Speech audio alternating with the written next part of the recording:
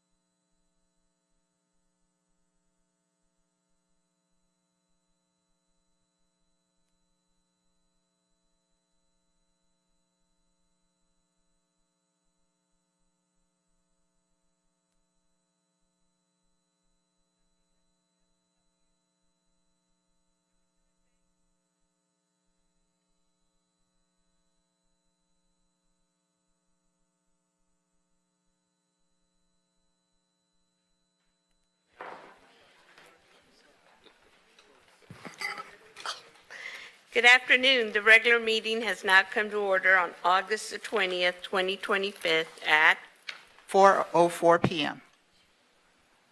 meeting was called for the purposes as listed on the duly posted meeting notice.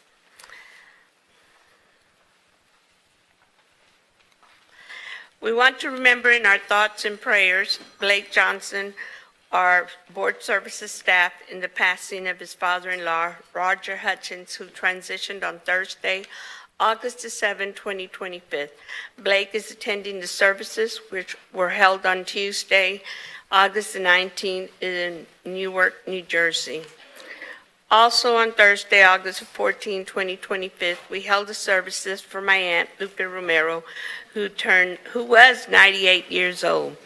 Thank you to everyone for the kind words and thoughts. At this time, please join me for the prayer, followed by the pledges, and I have the privilege of doing the prayer today, so please stand. Our dear Heavenly Father, thank you for bringing us here safely.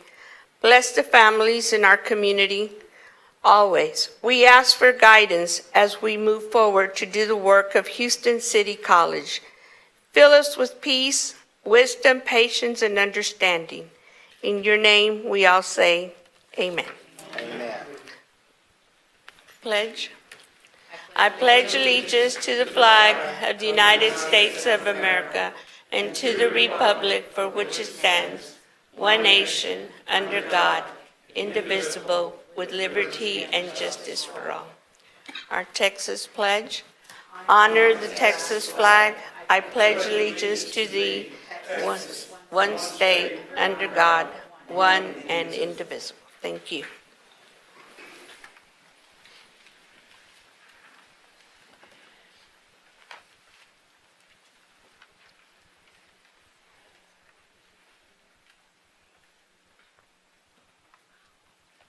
We're now ready to approve the minutes from the Academic and Student Affairs Committee, Audit Committee, Committee of the Whole, and External Relations Committee meetings on June 4, 2025, regular meeting on June 18, 2025, and Board Governance Committee meeting on July the 10th, 2025.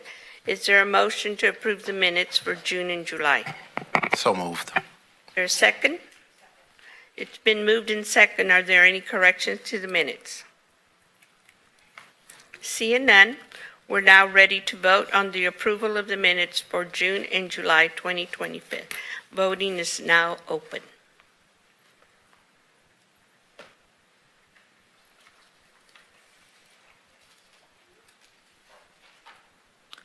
Voting has concluded. The motion passed with a vote of 7-0.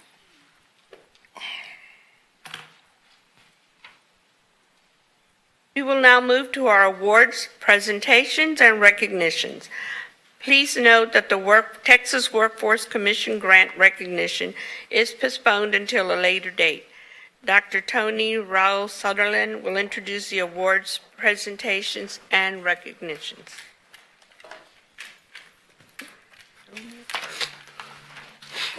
Good afternoon. Good afternoon.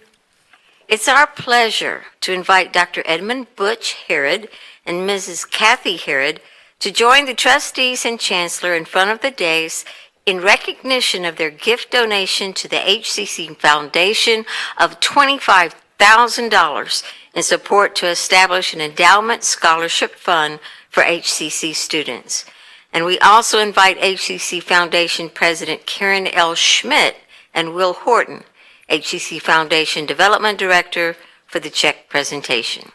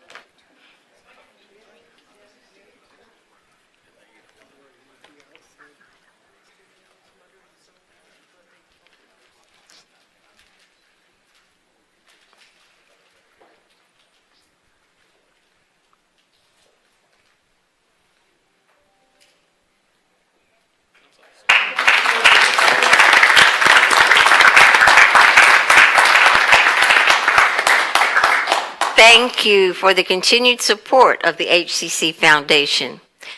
Trustees and Chancellor, please remain in front of the dais for the next presentation. We will provide an opportunity for remarks at the end of the recognitions.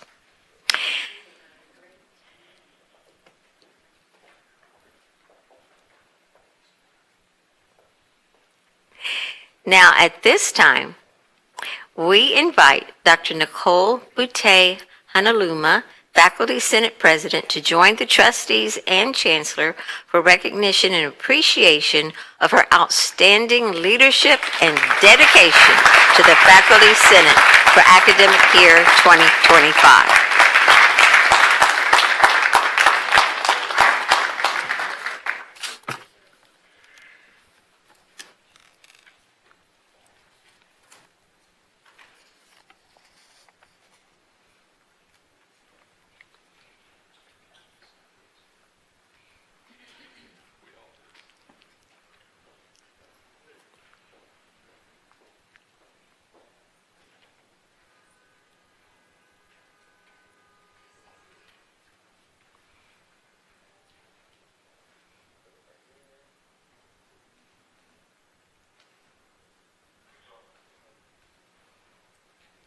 Congratulations, Dr. Nicole Boutte Hanaluma, and many thanks for your service to HCC. Now, we invite Ms. Morgan Iete, Staff Senate President for 2024 to 25, to join the trustees and Chancellor for recognition and appreciation for her outstanding leadership and dedication to the Staff Senate for 2024 to 25.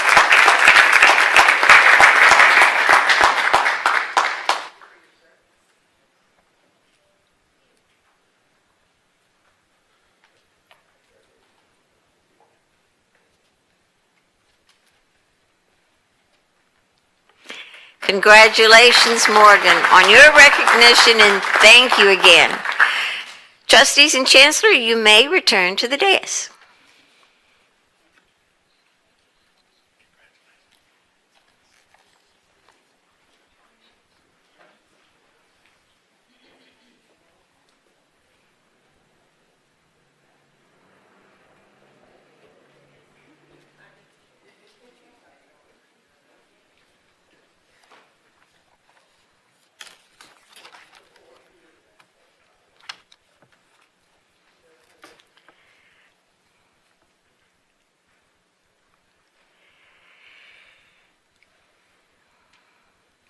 Now, we welcome at this time to the podium Karen Schmidt for comments on the check presentations.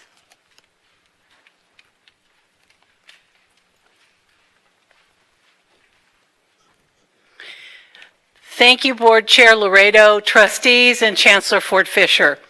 I am pleased to have the opportunity as the HCC Foundation President to extend our sincere gratitude to Dr. Butch Herod and his wife Kathy for their support of HCC students. They provided a gift of $25,000 to establish an endowed scholarship fund benefiting HCC students' success. Their support of HCC students has been ongoing for several decades. Butch and Kathy have given tirelessly of themselves to improve the student experience at HCC. With this scholarship, they provide a permanent pathway for support of HCC students looking to a better life through education. Now I would like to invite Dr. Butch Herod and Kathy to the podium for remarks.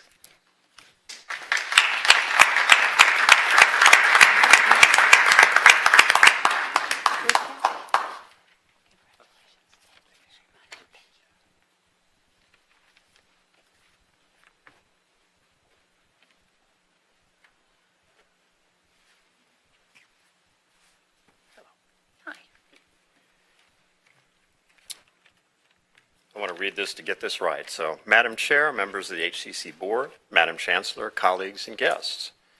Kathy asked that I speak on behalf of both of us this afternoon.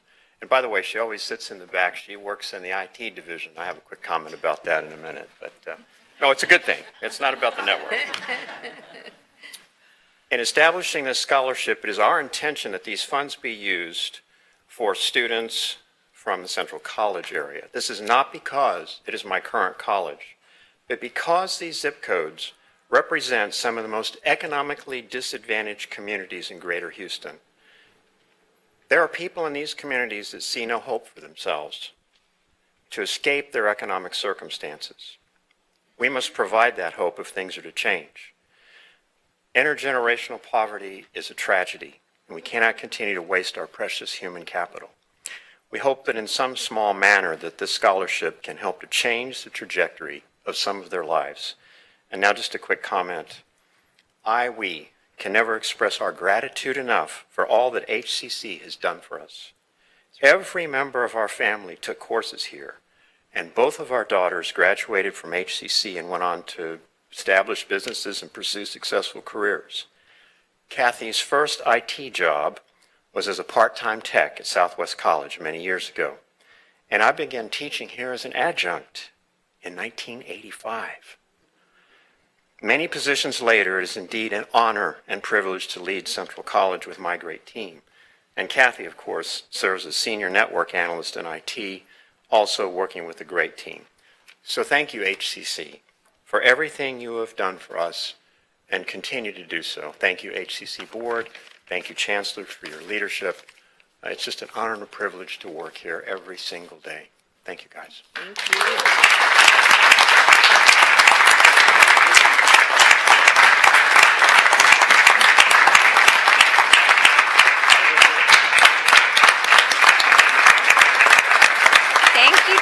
Thank you, Dr. Butch Herod and Kathy, and also to Karen.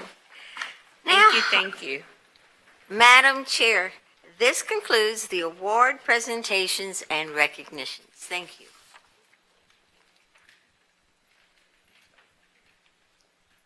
I'd be remiss. Thank you, Madam Chair.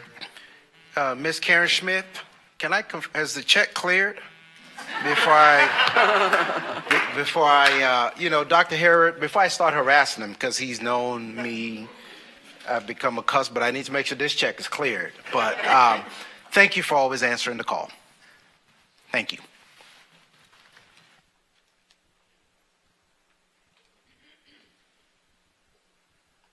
Now we'll do the chairman's report.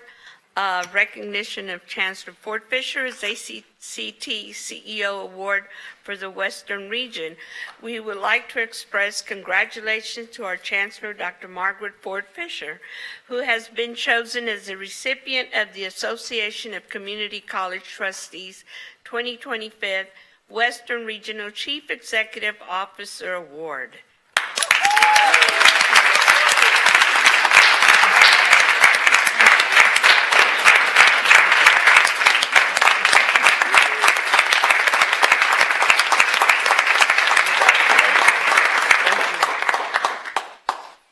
This award will be presented at the annual ACCT Leadership Congress, October 22nd to 25th, 2025, during the Regional Awards Luncheon, Friday, October the 24th, from 12 to 2 p.m., Marriott, New Orleans. As the Western Regional Award recipient, Dr. Ford Fisher will be the sole nominee from the Western region to compete for the national level Marie Martin Chief Executive Officer Award, where the winner will be announced at the gala on Friday, October the 24th. The ACCT is a nonprofit educational organization of governing boards, representing more than 6,500 elected and appointed trustees who govern over 1,000 community, technical, and junior colleges in the United States and beyond. So again, congratulations. Thank you very, very much, Madam Chair. Oh, yes. I would like to comment as well. And I would like to thank you, Madam Chair, and members of the board. I thank you for your nomination and support for the very prestigious 2025 ACCT Western Regional Award for CEO of the Year. I also thank ACCT for this tremendous honor and recognition for our institution. This award of recognition and achievement is a major one and a testament of a high-performing team, including the HCC Board of Trustees, administrators, faculty, and staff, whose collective efforts have made this achievement possible. We know that alone we can do so little. Together, we can do so much. So I'm deeply grateful. We're all aligned to fulfill the vision and mission of this great institution. We are honored and humbled by this outstanding recognition, and we are inspired to go even farther to ensure that every opportunity is available for the residents of our communities to receive education and training to enhance their social and economic mobility. So again, I thank you so very, very much. Thank you.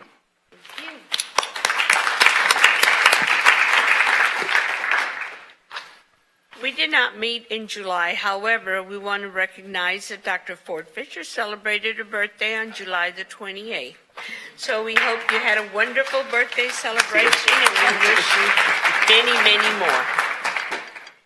We open the floor for trustees to provide information regarding activities in their respective districts, an overview from conferences or workshops attended, and or to recognize individuals for outstanding contributions in the community that promote education and community service.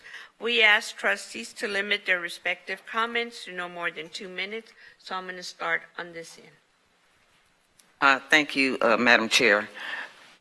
There were several activities in my district I attended, so I won't go over time. I'm just going to make reference to one that I feel is most significant, and that was the community partnership meeting. It was great. It was great, and from that meeting, members of the community was reaching out to me saying that we are so excited. And they were excited about the name change.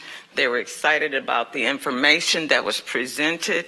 And out of that, 2 individuals reached out to me. Their organizations want to offer scholarships to HCC students. And they were specific, but I won't put that on record, but they were specific about what was required. And in addition, the other individual who reached out to me said that they were so excited that he wanted his company to meet. He asked me, who should he meet with? I said, Dr. Webster. He wants to provide internships through his company for HCC students. And he said he started his education at Houston, then Community College. And he's just excited to be able to give back to HCC. So. Thank you. Yes, it's along those lines. I wanted to thank the Chancellor, the presidents, the staff for the community partnership meetings. It's just great when we're able to open our doors and bring our partners in to be able to make suggestions, to also to listen to concerns, but most importantly as well for us to share. So thank you, Chancellor, and thank you, presidents and staff. Great job. Thank you. Thank you, Madam Chair. Good afternoon, colleagues and everyone in attendance. So the months of July and August were very active within District 4, particularly with Coleman College. We had a slew of pennant ceremonies, too numerous to count. 2 of them in particular stick out. I was a participant with the dental assistant pennant ceremony, as well as the radiography pennant ceremony.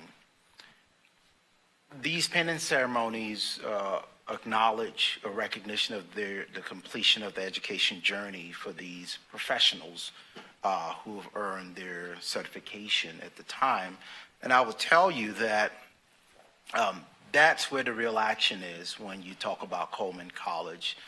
That's where you really see the meaningfulness of what HCC does for those students the ripple effect it has on their families, the level of excitement that you see for individuals who are earning certificates. So I think it's very meaningful, and I thought it's only appropriate to bring that to colleagues, that a lot of times these students get pinned, they don't show up in December because that was their moment. That was when the whole family showed up. And I'm not embellishing. There's at least 10 attendees per graduate at these ceremonies, so it's very special.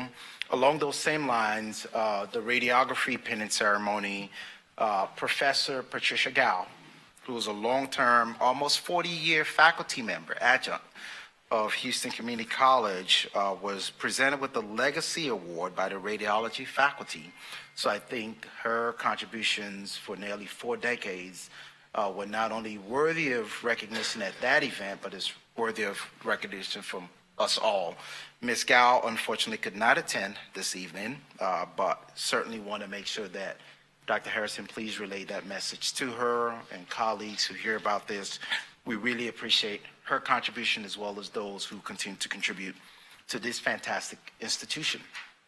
We held our community meeting as well at Coleman College, which was a fantastic occasion. We got to solicit some input. I might have forcefully induced people to start sending comments our way. I see Mr.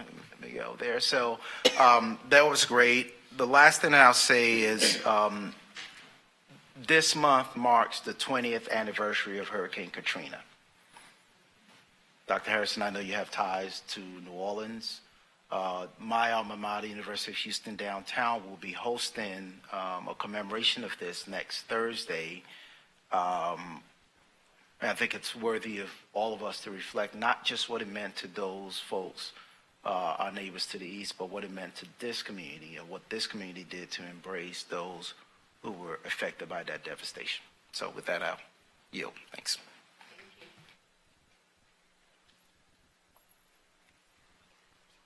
Wanted to make 3 quick recognitions. First one, very much following a theme. Wanted to thank Dr. Webster and the staff at Southwest College for the community partnership event as well. Not only the one formerly called a community partnership event, but also the July event, the media appreciation lunch. Both were hugely impactful. Also had a similar experience as Dr. Lenton Gary, that folks were really so excited in the moment that they wanted to set up apprenticeships and internships with their businesses. So really cool to see how well we do community engagement, not only from the response that we get in forums like that, but also some of the eye-popping enrollment numbers. I don't want to steal the Chancellor's thunder here, but some of the eye-popping enrollment numbers that we're seeing at West Loop College and the Southwest system in general, just amazing. And it's a testament to how much we're really reaching into the community successfully and letting people know the offerings that we've got to improve their lives and help them level up. Second recognition, I want to specifically recognize Dr. Bute Heinaloma and Dr. Smith. We had a more hectic than expected summer with SB 37. And many people, including the full SB 37 task force, had a lot to do with the votes that we're going to take tonight. But wanted to specifically recognize y'all that y'all brought focus and clarity to that discussion. I don't think we would have reached as good of an outcome as we did without your persistence and your focus and your hard work, especially when you thought you were going to be on vacation. So just a big thank you for that. I think this institution is much stronger off because of the sacrifices that y'all made over the last couple of months. And then finally, wanted to recognize our early college high schools. I don't know if y'all saw the U.S. News and World Report list of top 100 public high schools in the city just got published. Our early college high schools are very well represented in that list, including Challenge Early College High School, which is ranked number 3 in the city, beating out HSPVA for that spot, which they normally hold. So just an incredible accomplishment and just another testament to the fact that HCC is an amazing institution. HISD and our other ISD partners are amazing institutions, but like peanut butter and jelly, they're better together. So just expect to see so much more of this kind of recognition and outstanding student outcomes for those institutions. And congratulations to them for that recognition. Thank you. Good evening, everyone. So, Madam Chancellor, thank you so much for the community partnership meeting. Again, in District 2, we had the community partnership meeting, and the community came out and was able to learn a lot of information that some said they were not aware of. I like to thank Dr. Betty Fortune and her team, her amazing team. I've had the opportunity to work with them in helping me to expand the VAST program to the North Forest campus and the Acres Home campus. Students have already started to enroll. I've been sharing that information so much as I've started to reach out more and more to individuals in the community. Everyone is truly excited about that. I've had an opportunity to work with the principal at Wheatley High School, as well as Forest Brook in Kashmir, and they have shared their enthusiasm and excitement about the dual credit program. And I know that dual credit numbers are up at Wheatley High School. And then lastly, I've just been out continuing to share all the wonderful information in regards to District 2. As you can tell, my voice may be a little bit different, but that's because I've been talking a lot more than what I'm probably accustomed to. But all of it is great information. And as I always like to say, we are getting it right and we are moving forward at Houston City College. And again, it's a pleasure and a privilege to work alongside my colleagues. And thank you so much. Trustee Wilson? Madam Chair, I'll cede my time to the trustee to my right because I'm sure she could use it. I just realized that's why we're friends. I want to say thank you to President Herod and Vice President Bremer. It is very much a challenge when you are enrolling and increasing enrollment for South Campus. We have worked hard from 2018 to get that enrollment above 1,000 students. So I want to say thank you because we had 11 health, wellness, and backpack drives in District 9 region from July 19th to now. And we fared very well. We have a major event coming up in September 6th, and it is because of Team Central that those things take place. I want to thank my other president, Dr. Mike Webster, because the southwest side of my district is very much different from the east side of my district. He has to deal with a number of international organizations, and he has fared very, very well in terms of us reestablishing us with early college high schools and dual credit, because those areas really did need that solid footing for dual credit in early college high school. So I want to thank you for that. I also want to say that it has been an honor to work with both of these presidents because they have done extraordinary work with their teams. I want to say that both colleges have an extraordinary presence in social media, and that presence has brought us a number of new students. And I want to thank the Chancellor for her presentation, and she also had a chance to see that my seniors came out on the 13th and the 14th. We have enrolled new seniors in the 55 plus program. They are very excited, and I'm thankful that they are there. And I want to also add that with my colleague to the left, he is always ready to increase enrollment and presence of Houston City College in Katy, because I had one of his constituents to call and ask me for help. And so it was a blessing to send that constituent back to get the answers that they needed. So I will say to my board that the Rotary clubs are expecting us to speak. I had the opportunity to speak at Bel Air Rotary, and they're expecting to see us to tell them about Houston City College. So I would encourage you all to take a moment and visit with the Rotary Club so that you can speak, because they're looking forward to hearing what we have to say. Thank you. I also had the opportunity to attend the partnership meetings and did the online, and I also was at the east side, the two that were in the east side.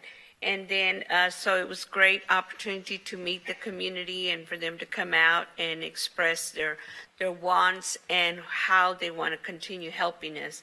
Also, I want to congratulate the Dr. Glover, because they had a program, a robotics program that was very well attended. And there were students that came from all across the city. And it was amazing that I know of a family that came all the way from Fulshear and just to attend those robotic classes that they had for the week. So it's always a great opportunity to see the enthusiasm of the children and the parents. I call them children because, you know, I work with the kids in the elementary, but to me, they're always kids, and no matter how old they get. And also, I want to thank the different faculty members and presidents that I called during the summer to help some of the students that wanted to come to college, and also to our foundation for helping them.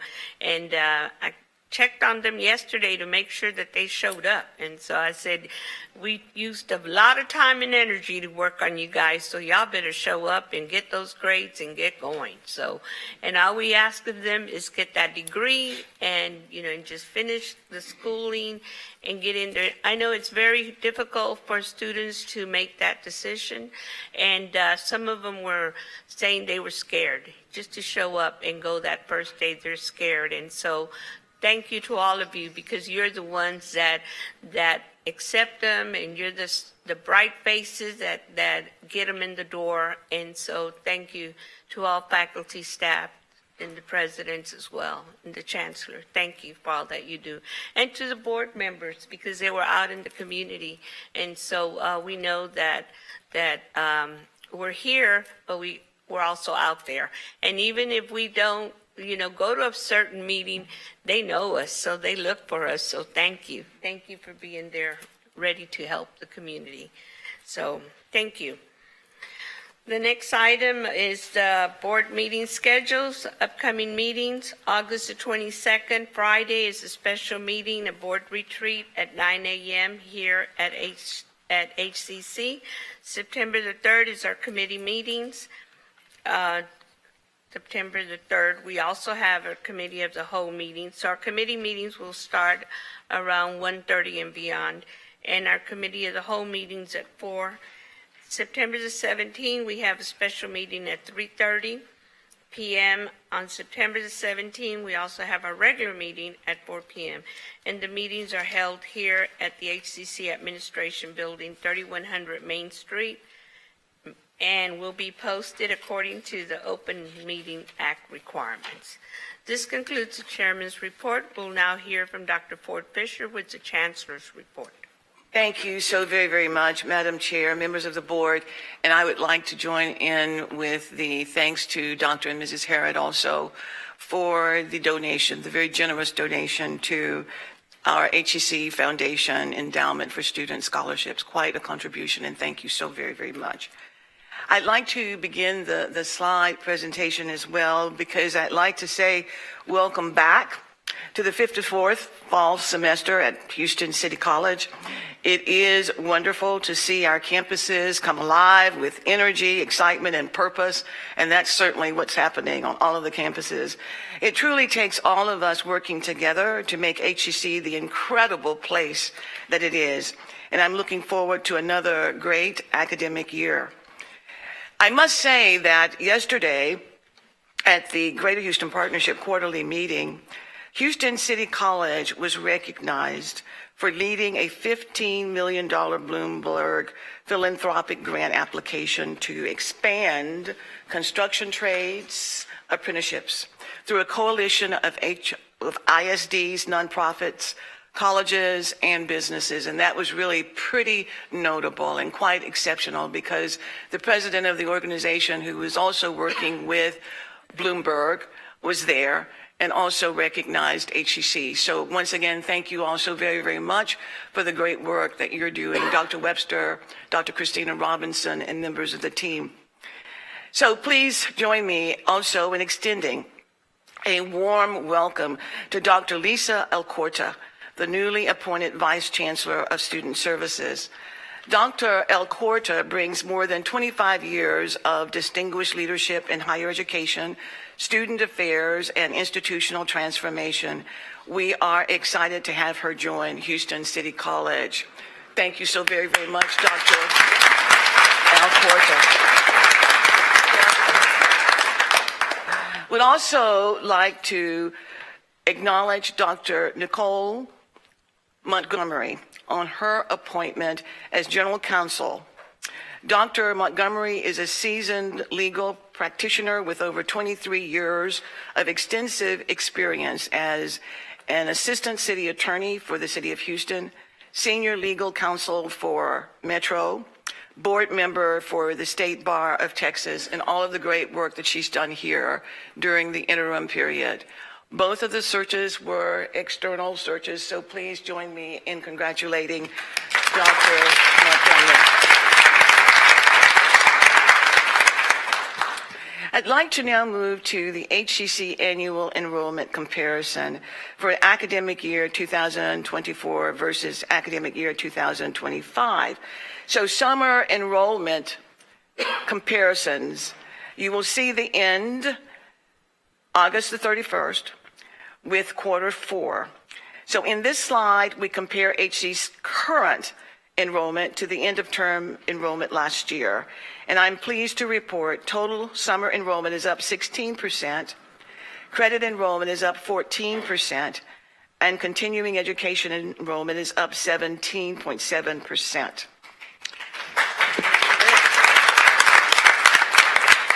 So the HCC total enrollment comparison for fall 2024 versus fall 2025, as you will note, that this past academic year, HCC's enrollment grew by 8%. That includes a 6.4% increase in credit enrollment and an impressive 11.5% jump in continuing education. Now, as we move to the next slide, HCC total enrollment comparison fall 2024 versus fall 2025. Finally, as of the first day of classes, fallman enrollment is up by 18.2%, with similar gains in both credit and continuing education careers. And I'd like to thank the faculty and staff who have worked tirelessly in the service of our students and communities. And the fact of the matter is that enrollment is now up at all of our colleges. So thank you so very much for the great work that you are doing. Thank you.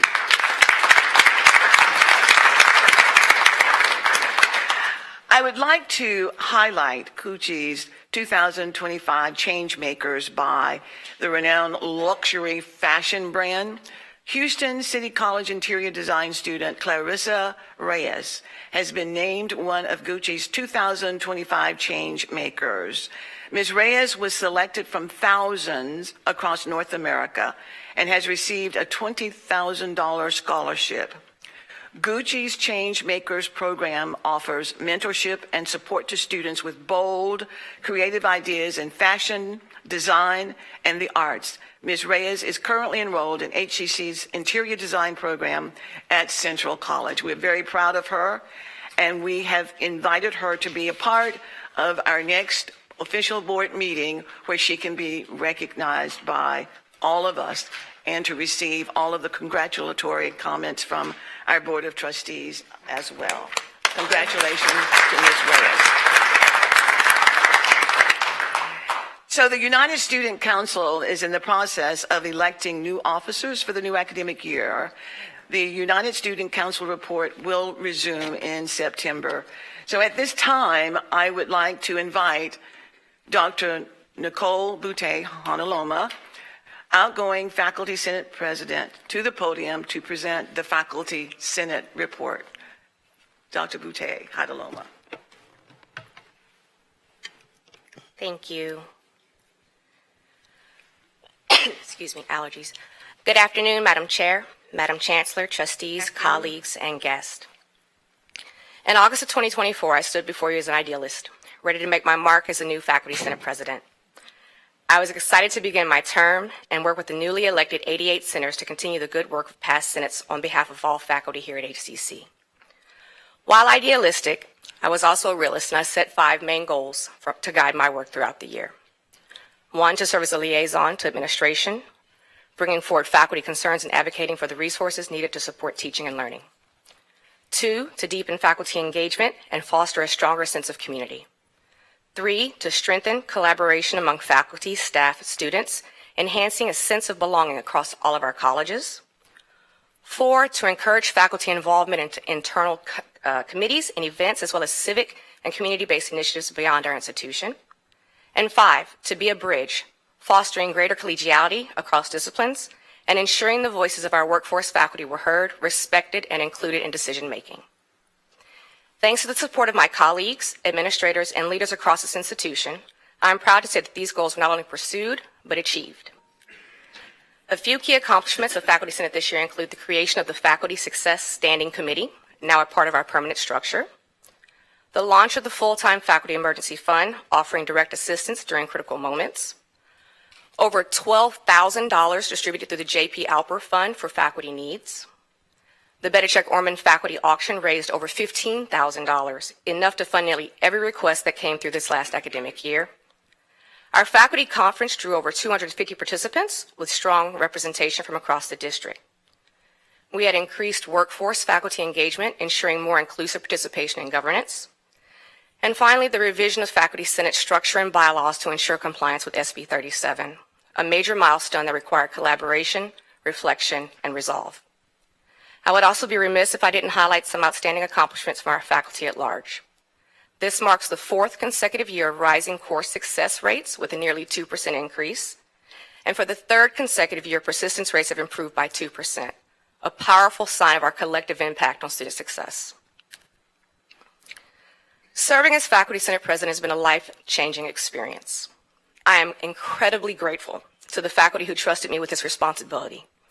Your voice, your vision, and your values grounded every decision I made.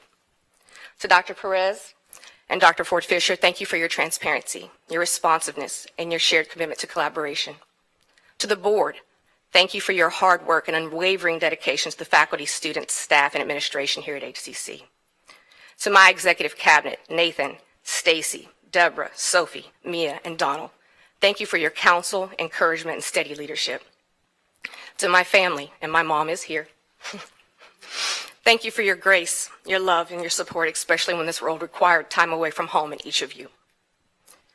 As I step into my new role as Director of Faculty Innovation for Student Success, I remain committed to advocating and advancing the work that uplifts our faculty and empowers our students. We are HCC. We are a community of learners, leaders, and change makers. Once the new president is officially appointed, they will make the presentation at the September Senate meeting. But for now, I step away with pride as the last Faculty Senate President of Houston Community College. I cannot wait to see what the first Faculty Senate President of Houston City College accomplishes. Thank you for the honor of serving.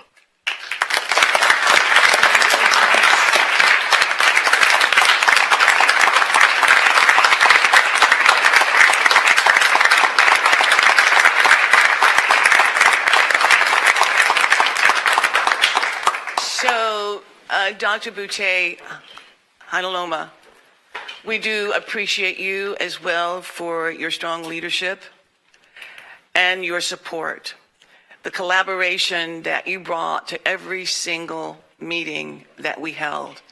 I thank you so very, very much, and it would be certainly an honor for us to have a photo with you and your mother here in front of the dais, if you don't mind. Would your mother please come forward as well? Please. Thank you.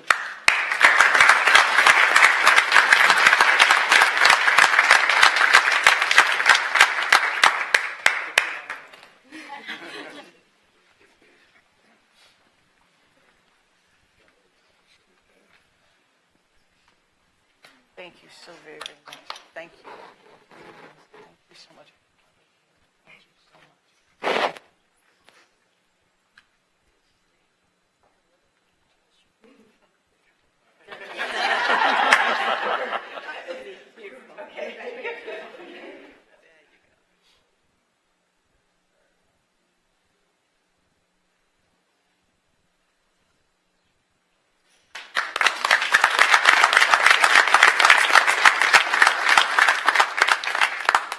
Thank you so very, very much. Now, at this time, I would like to invite Ms. Morgan Yett, Staff Senate President, to the podium to present the Staff Senate report. Ms. Yett.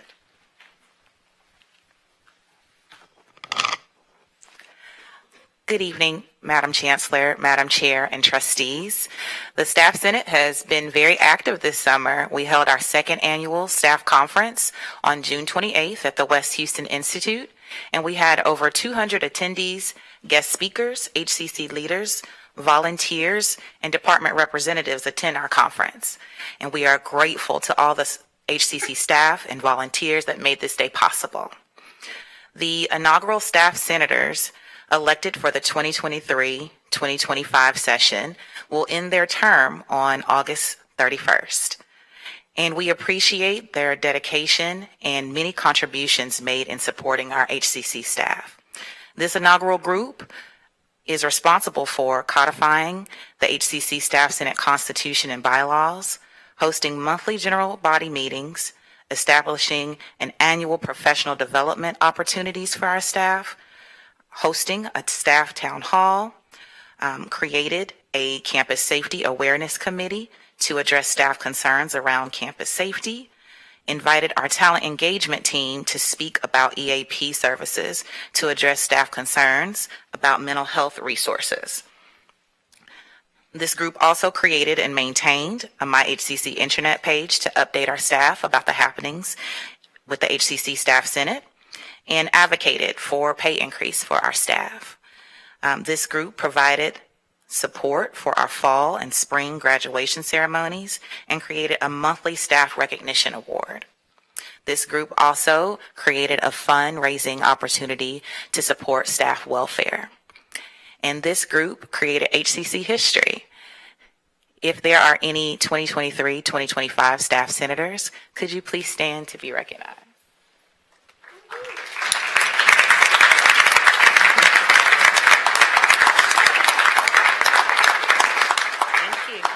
We want to thank you for your service and thank you for showing up for our staff, our students, and our faculty. Also this summer, we elected new staff senators. We completed our election process with 34 staff senators that agreed to serve for the 2025-2027 term. And together, this group will continue to advocate for staff interests, collaborate with our HCC governance bodies, and promote staff involvement in institutional decision-making. And if there are any of our new 2025-2027 staff senators, please stand so that you can be recognized.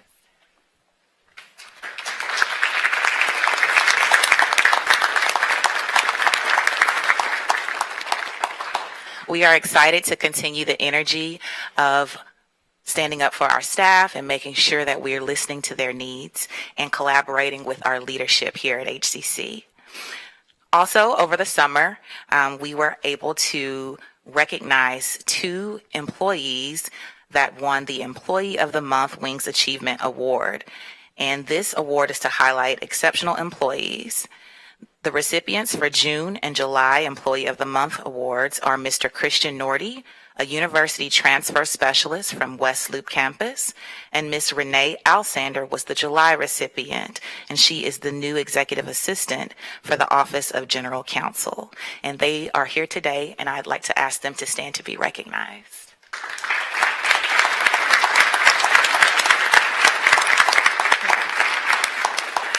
Thank you both for your exceptional work. Our staff, our students, and our faculty appreciate you.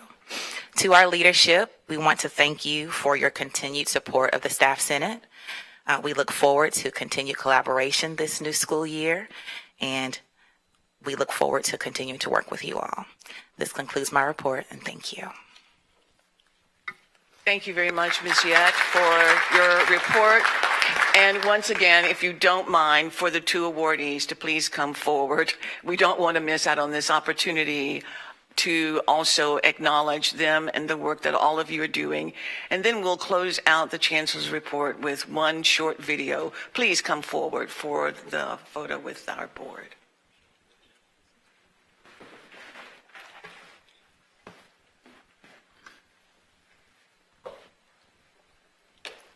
Congratulations.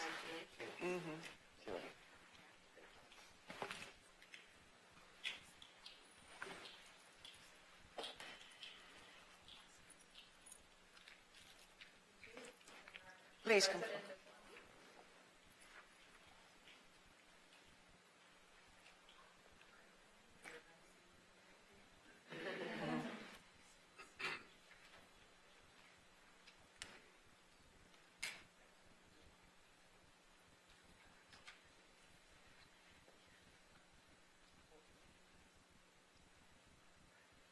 Great, thank you.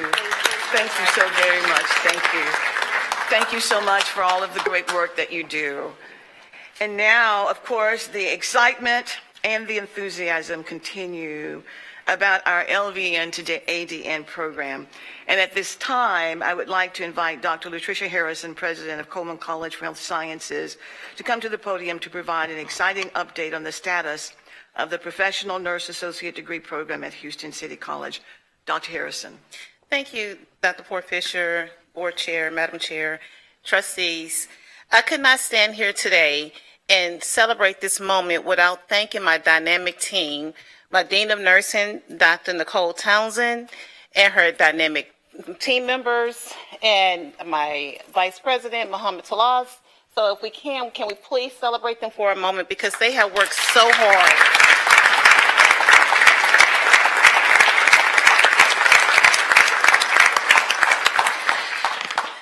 Let me reintroduce to you and everyone our dynamic LVN to ADN transition program with a short video.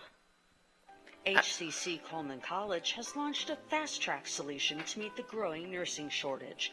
A new LVN to ADN program starting fall of 2025. Officially approved by Texas Board of Nursing on July 17, 2025. I am thoroughly blown away with what you have accomplished, at least in the restructuring within the past year. And you leave me now with a feeling that this will be successful. I don't think I've ever read a proposal that covers everything to include what you are doing for your students in their first years, which can be vitally important. So just hands down, I want to say congratulations. You all are just extremely impressive, and I wish you the best. This full-time 3-semester program prepares LVNs to become registered nurses with scholarships available for the first 40 students.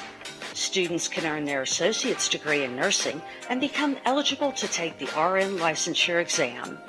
Thanks to generous scholarships, tuition and program costs are covered for the inaugural cohort. This program is a game changer for HCC in the community because it allows for upward mobility. It helps to meet the urgent needs of healthcare while allowing our students to work while they are in school. So it gives our students an opportunity to move to the next level in their professional choices. Our LVN to ADN program, it's more than a pathway. It is a promise to our community. We uplift dedicated LVNs and help them to grow into safe, competent, and confident RNs who reflect the communities they serve and provide skilled, compassionate care where it's needed the most. This program has changed everything for me. I worked hard as an LVN. Now I'm on the path of becoming an RN. I feel supported and I am ready, and it's paid for.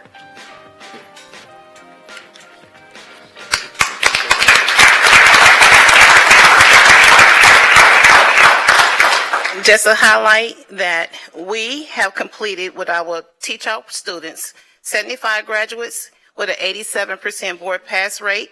We just pinned the final student on last week, so he's getting ready to take his board examination. Again, we received board approval on July 17th. We started class on Monday. Thank you for your support. Thank you, Dr. Ford Fisher, the Board of Trustees. And we're back. We have nursing.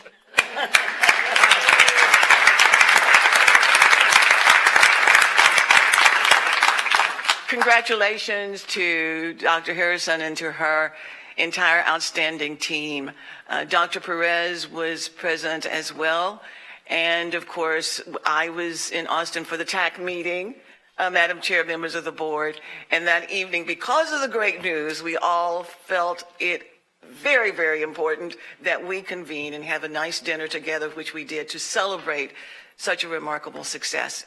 And in watching the video, it was really clear that the Board of Nurse Examiners members were very impressed also with the work that has been done. So again, congratulations and thank you so very, very much. And with that, Madam Chair, that concludes my report. Thank you. Thank you so much.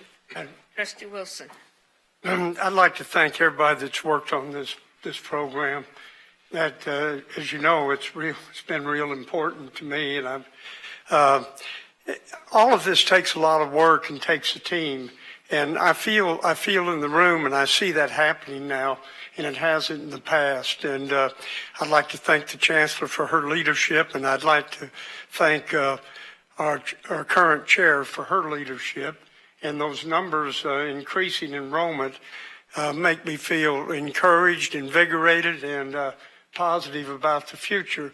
But I'd be remiss in not thanking the previous board chair for the preliminary work that she did the last couple of years to build a foundation to make all this happen.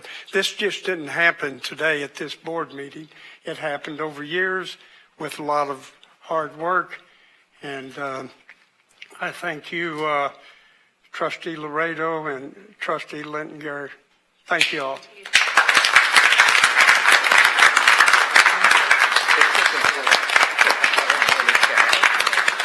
It actually took a whole village.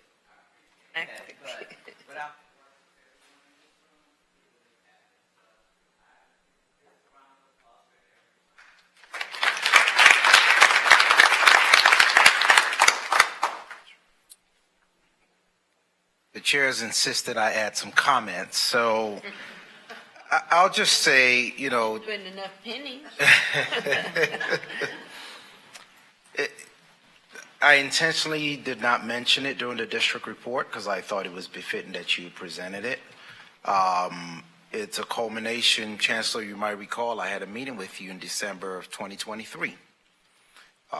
This is before I had been sworn into this board, and I indicated something I'd become aware of.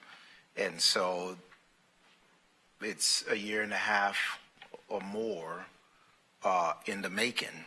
You know, it was not a fun position to find this institution in a position where one of its flagship programs had, you know, summarily been taken away. But it was something that we needed to confront head on. It was important that we didn't seek to obfuscate the fact. And Chancellor, I want to thank you for rallying the team and being able to come up with a succinct message. Hey, this happened. We own it. We have a plan. We're going to get this back. And we started that process early in 2024. You brought Dr. Harrison on. And so the story goes. So there was a lot that this took. I want to, thank the entirety of the team. I know what it's taken. It's not a fun, I will admit, it was not a fun position to be in, to learn of that. And I know had several conversations. Trustee Wilson was very interested in the matter. So, I couldn't be more proud of where we are. And I think the promise that it holds, we made this promise, we've kept this promise. And so now it's our opportunity to deliver on the promise for those future students and for those students who stuck it through. We had to teach students through the program despite this accreditation being stripped away. So it's been a long journey, but glad we're here. Chairs, congrats to everyone. Thank you. The next item is hearing of citizens. A citizen desiring to appear before the Board of Trustees shall complete the application for hearing 24 hours prior to the meeting and file said application with the Board Services Office. Time allotted to each citizen or organization shall be limited to 4 minutes. The Board may stop any speaker who makes complaints against a specific trustee or employee or comments about the appointment, employment, evaluation, reassignment, duties, discipline, or dismissal of a specific employee, and may require the speaker to resume his or her comments in closed session, as permitted under the personnel exception of the Open Meetings Act. The following persons are signed up to appear before the board: Cynthia Bailey, Ivy Spivey. Cynthia Bailey, are you present?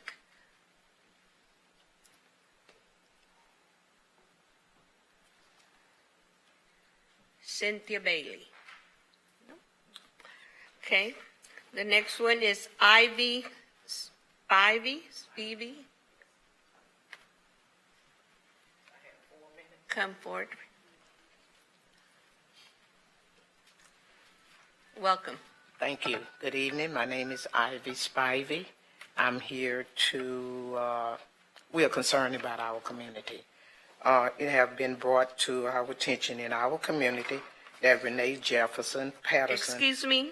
Yes. If you wish to comment or a complaint against a specific employee or officer, we can adjourn to a closed session to hear the rest of your comments, as required under Section 551.074 of the Texas Open Meetings Act. Ms. Pivey, essentially, you can't reference anyone's name directly in your remarks. Okay. So no identifying information can be part of your remarks. Okay. Well, any possible way I can go to the back and discuss what we're concerned Yes, about? you can. If you would prefer to. I prefer that because someone put me up here, but they didn't tell me about don't call no names, and I agree with that also. Okay. So I would Thank like you to take the opportunity to let me talk in the back. Okay. Okay. So do I go to the back now or? 1 second. Okay. We appreciate concerns raised during the hearing of citizens portion of the meeting. If the matters you raised are not included on the board agenda, state law, specifically this Texas Open Meetings Act, prohibits the board from discussing or acting on this issue at the board meeting. The comments provided will be taken into consideration.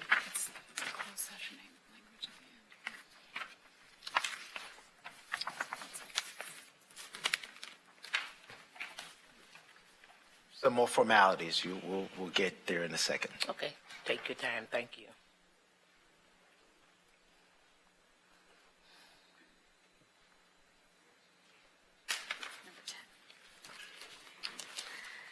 The board will now adjourn to a closed or executive session under the Texas Government Code Sections 551.071, 551.072, 551.074, and/or 551.076 of the Open Meetings Act, as stated in the notice of this meeting.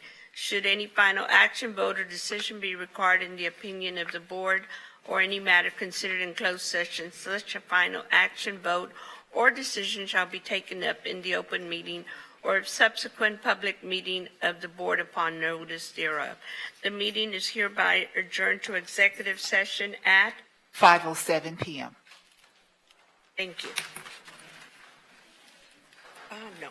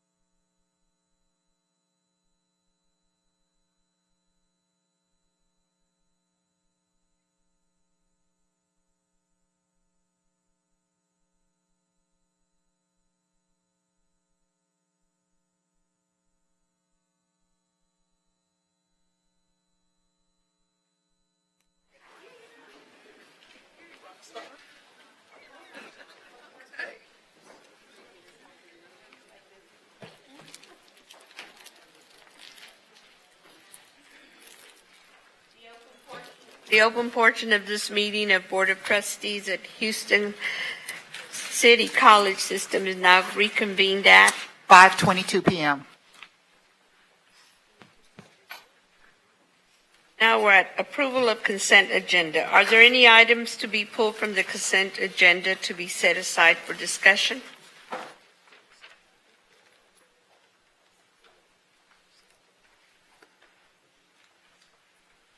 Not, then we're ready to. Is there a motion to approve the consent agenda? So moved. Second. It's been approved and second. We're now ready to vote on the consent agenda. Voting is now open. Board members, please cast your votes.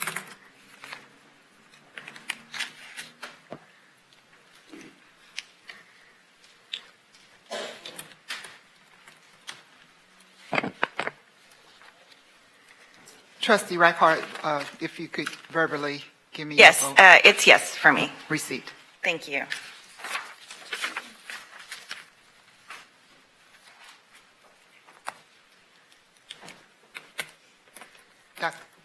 Dr. Van Stalworth?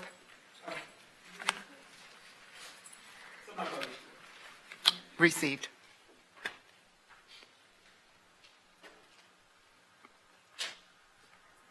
Voting has concluded. The motion passed with a vote of 8-0. Thank you. And we'd also like to thank all those that donated items to the Houston City College. Thank you.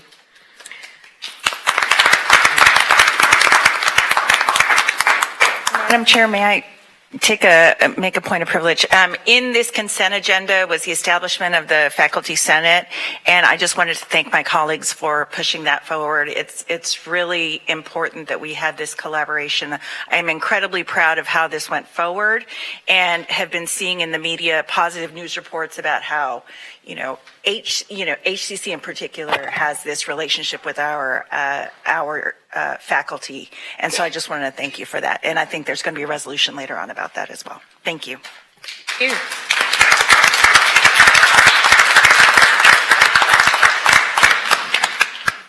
At this time, we're going to be going into topics for discussion and/or action.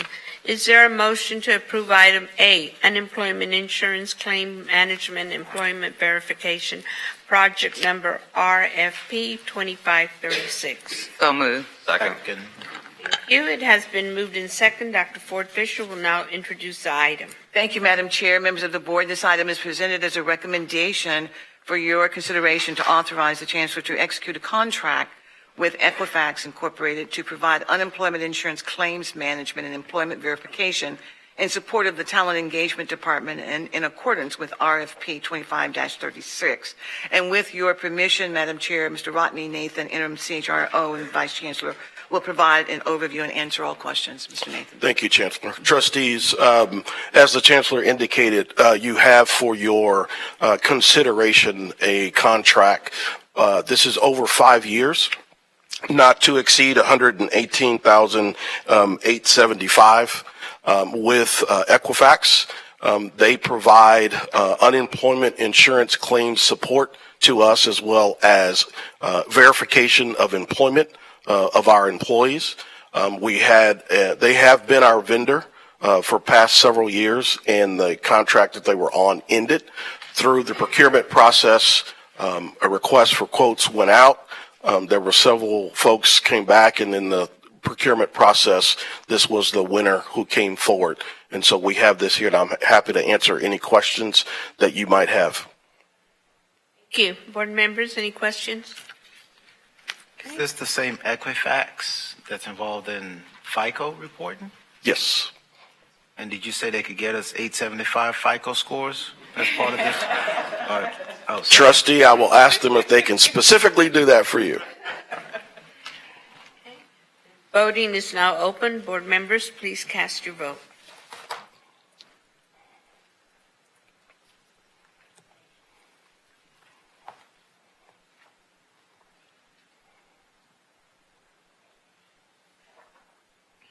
Voting has concluded. The motion passed unanimously with a vote of 9-0. Thank you. Thank you.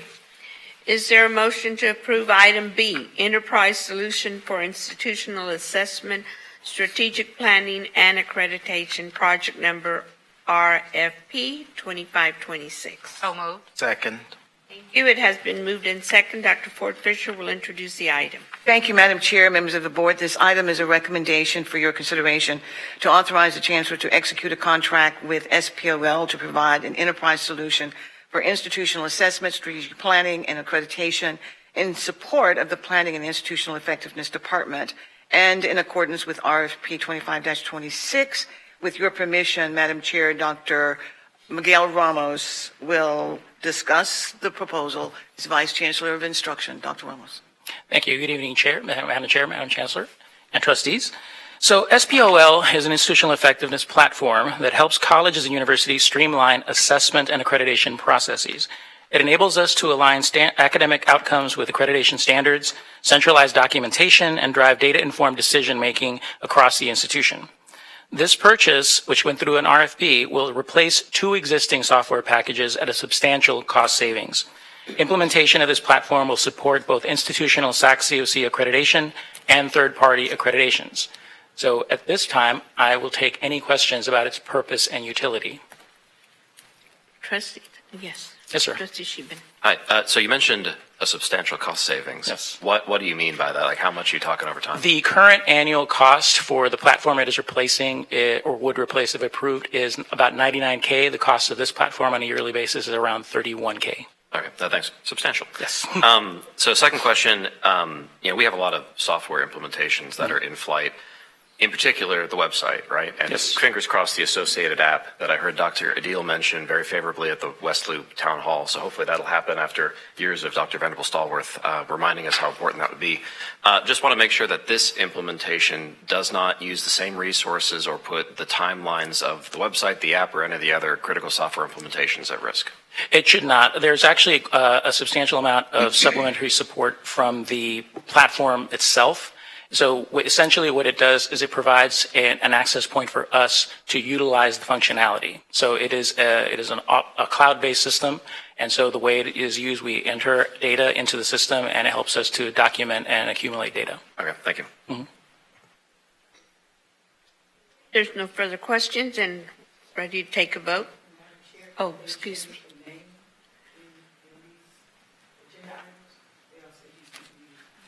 That's right. Yes, we discussed that. Absolutely. Houston City City yes. College? Absolutely. We're going to be changing it slow. Thank you. We're ready to vote?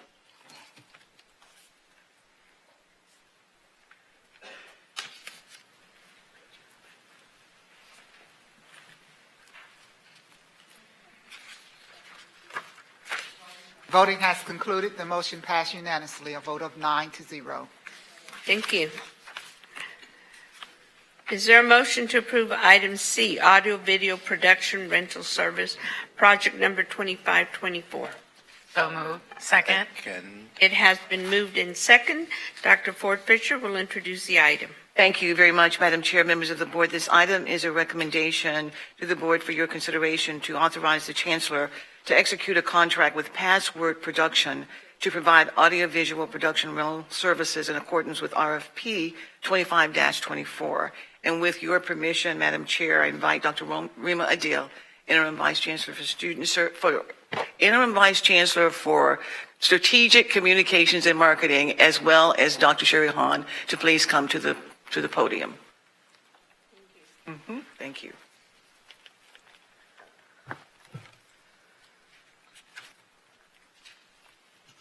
Good afternoon, good evening, everyone. So Password Productions is a renewal contract, not a new vendor. This vendor is certified small business enterprise with the City of Houston and will self-perform all the work under this RFP. No internships were involved here. It's one of the standards we use when we evaluate vendors. This is a rental services company.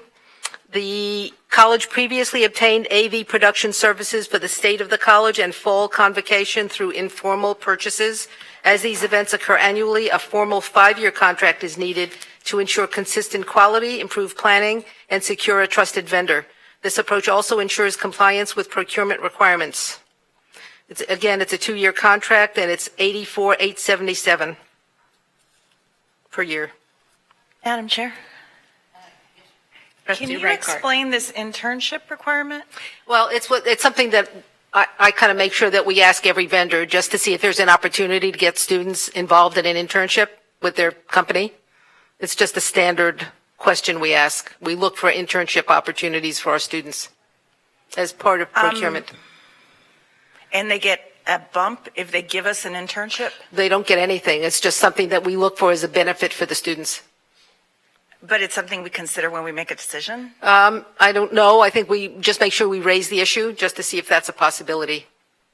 Okay, I just want to make sure legal looks at this. I have a huge issue with somebody giving us something in exchange for a contract. And I know I know what we're doing, but I have a huge concern about that. Okay. Okay, great. thank you. Any other questions? Any other trustees? Questions? Trustee Sheehan. Is this contract, is it a not to exceed like a lot of the other longer term contracts that we have, or is this a lump sum by year? And I ask because normally I'm trying to refer more work to the AI department, but in this case, we also have an amazing audiovisual department through HCC TV. And if we find ourselves in a position where we would trust our internal department to do some of this work, just wanted to make sure that we weren't locked into using an outside vendor if we ever see that as an opportunity. I'm not certain. I can check that for you. Okay, thanks. Well, I would like to respond, Madam Chair. That's one of the questions that we asked members of our team, and they indicated that they simply do not have the additional trained talent that are part of the personnel in HCC TV to be able to manage all of the production that would be required. So, but that was of concern, because when we looked at the dollar amount, we said that it is conceivable that for what we are paying, that we would be able to hire staff who would be on board with us to be able to deliver these services. Yes. You're welcome. If there's no further questions, then we're ready to vote on item C, audio video production rental service.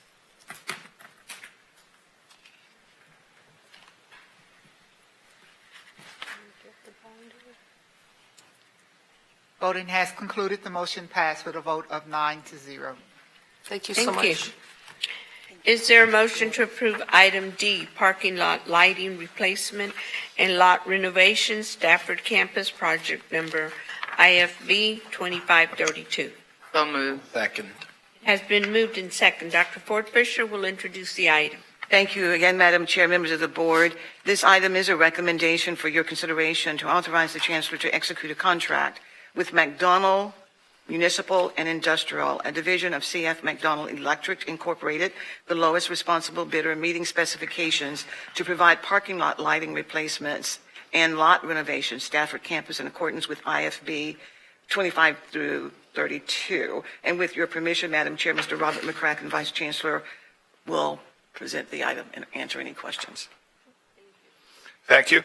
Good evening. This is for the parking lot replacement of the lighting and resurfacing of the parking lot at Stafford Campus. This is the lot that sits between the Learning Hub and the Workforce Building, and it is for $392,969. That includes a contingency amount in there, so the actual amount may be less. This was an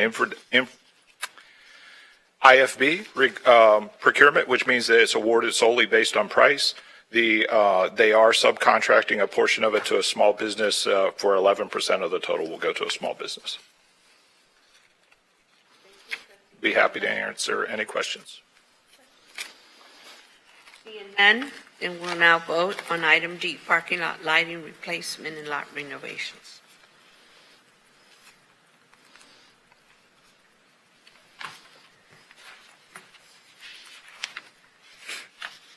Voting has concluded. The motion passed unanimously with a vote of 9-0. Thank you. Is there a motion to approve item E, professional environmental consulting services, project number RFQ 25-34? So moved. Second. Has been moved and second. Dr. Ford Fisher will introduce the item. Thank you, Madam Chair, members of the board. This item is a recommendation for your consideration to authorize the Chancellor to execute a contract with Separation System Consultants Incorporated to provide professional environmental consulting services in support of project number RFQ 25-34, Facilities, Environmental Health and Safety Department. And with your permission, once again, Mr. McCracken will present an overview and answer question. Thank you. This is for Separation Systems Consultant. They do our environmental consulting, so anytime we have an air quality concern, if there's a concern about asbestos containing material, if we have to do a mold assessment, they're able to come in and do that work. They also help us maintain all of the licenses in terms of all the permittings that we have. So if we have permits that we have to have inspections on, they help us make sure that we're keeping all of those things inspected. This amount is a not to exceed. It's a fee for service. We expect to actually spend considerably less than that. The challenge with this contract is that when we have major incidents where we have major water intrusion, we end up having to do a lot of it. And so this gives us a little bit of flexibility over in terms of the overall amount. But our prior year spend was under $100,000.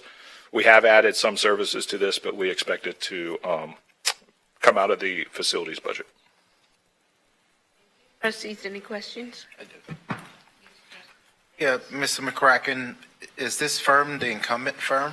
It is not. Okay.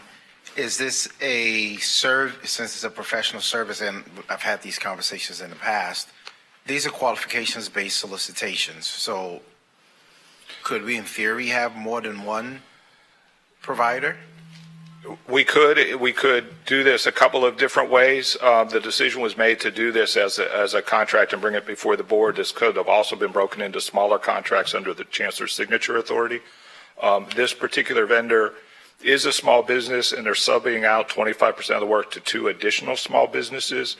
So we're exceeding the small business goal. But to your point, this is one of those items that we could have managed without bringing it to the board through some of the other. I don't know if that was the point I was trying to make, but I understand your sentiment. You've answered the question, though. Okay. Thanks. Thank you. If there's no further questions, then we're ready to vote.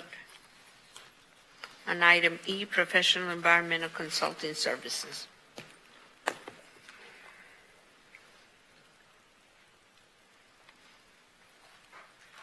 Voting has concluded. The motion passed with a vote of 9-0. Thank you. Is there a motion to approve item F, increase in spending authority, facilities maintenance services, project number RFP 19-56? So moved. Second. Been moved and seconded. Dr. Ford Fisher will now introduce the item. Thank you, Madam Chair, members of the board. This item is a recommendation for the board's consideration to authorize the Chancellor to approve an increase in spending authority for the contract with TDI Industries Incorporated to continue providing facilities maintenance services in accordance with RFP 19-56. And with your permission, Madam Chair, Vice Chancellor McCracken will provide an overview and respond to questions. Thank you. So 5 years ago, the board approved a 10-year contract, which included a 5-year base term plus 5 one-year options at the tail end of that. The term that was approved had a flat rate in the board approval item for all 10 years. The actual pricing proposal submitted by the contractor had a flat rate for the first 5 years, followed by a series of 1% increases over the following 5 option years. And what we're asking for is that increase, which would amount to $919,000 over the course of the next 5 years. And what you see is that price is increasing by 1% a year each of the next 5 years. I'd be happy to answer any questions. This is the firm that provides all of your mechanical, electrical, plumbing services throughout the system. Does it also include custodial? No, that's a separate contract for custodial, but it includes your fire. You're basically behind the scenes equipment that you don't see is this firm. Trustees, any questions? I have a question. Most contracts that we review here are 5 years. What's so special about this one? I wasn't involved in this when it was done 5 years ago, but one of the challenges when you're changing major providers, they also operate our building automation systems. And they have to be familiar with all of our equipment. So there's a considerable transition cost when you transition to a new provider as you kind of do that learning curve to get up to speed. I assume that that is a portion of why we asked for the longer term, but with the 1-year options so that if they were underperforming or not performing up to standard, that we don't have to continue. How are you analyzing or evaluating if they're performing up to standard or not, especially in the context of cost competition? If they've had this for 5 years, and so in year 6, how do we gauge that? So on the cost side, I think that there are very few services that we could get where we didn't have a price increase for 5 years, and then we're only going up by 1%. In the original proposal, their cost was significantly lower than the other bidders when we went back and looked at that. In terms of performance, I would point to the fact that we're doing close to 70,000 work orders each year, that we have relatively few unplanned outages due to major systems, despite kind of a backlog of deferred maintenance, and that they're helping us prioritize that deferred maintenance so that we're getting the most bang for the buck when we are spending money. You would offer that it's a general consensus amongst your facilities maintenance team that this firm is performing up to? As far as I know, yes. Mm-hmm. There may be, any given day, there may be a particular issue with a particular, item, but overall, yes. Okay. I think it's just important for us, and this is an unusual kind of arrangement relative to everything else that we typically consider. So perhaps before this time, this is August next year, so maybe by next spring, we can at least get some update about how this contract is performing, just so, we continue to have a good sense of what's going on. It's a long contract to have the same sort of company at the till, but notwithstanding what happened in 2019, I recognize that prices have grown since then, but I just think it's important that we at least have a good sense of how we're doing relative. We can certainly do that, and I think we can also try to address it when we do deferred maintenance presentations as well. I think there's some places that it fits in pretty cleanly. Thank you. No further questions, then we'll now vote on item F, increase in spending authority facilities maintenance services.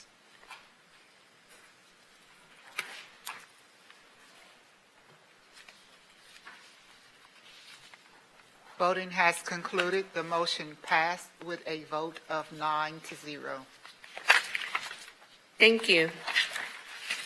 Is there a motion to approve item G, increase in spending authority security guard services, project number RFP 24 through 28? So moved. Second.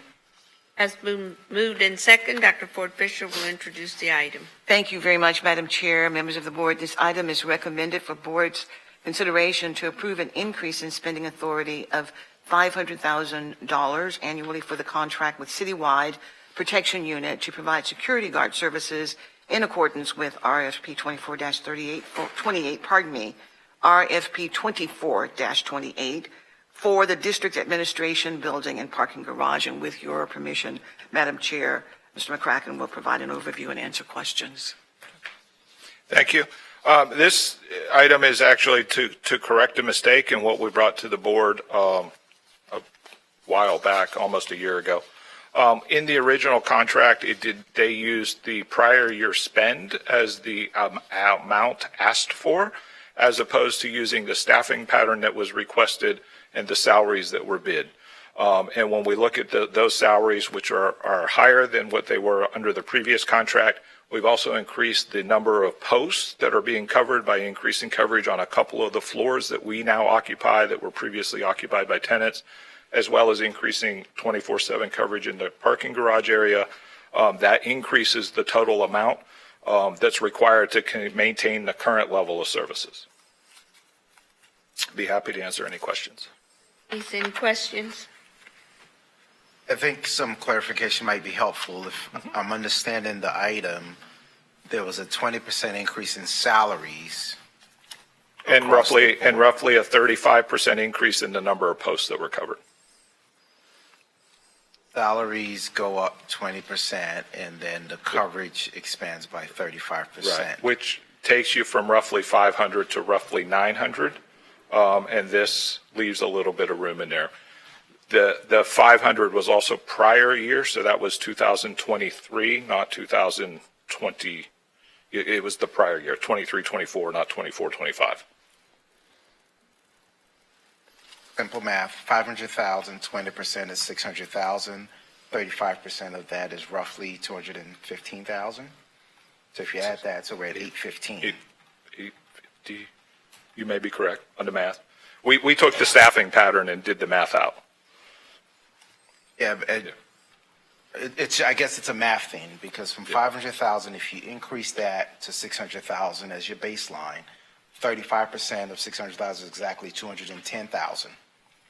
And you add that to 600,000, that's 810,000. This is going from 500 to $1 million. So that's about a delta of, let's even say roughly 150 that's not accounted for. So, I mean, it's a pretty big jump, and I think it's just worthy of us fully understanding how that's adding up. Yeah, and you're right. The 20% is on the salary for the officer. It does not include the salary, which is a little bit bigger jump on the supervisor that's there. And to your point, it doesn't come out to exactly $1 million. It comes out to less than $1 million. It was 9 something when we did the math out. And this is a not to exceed contract again. So it's based upon the needs that can go up or down. And I'll just ask if we can get an update on this by, April, May of 2026. We can do Just that. So And we can actually see. if I may suggest, we can do an update on it in January when we do update on campus security. Okay. Good. All right.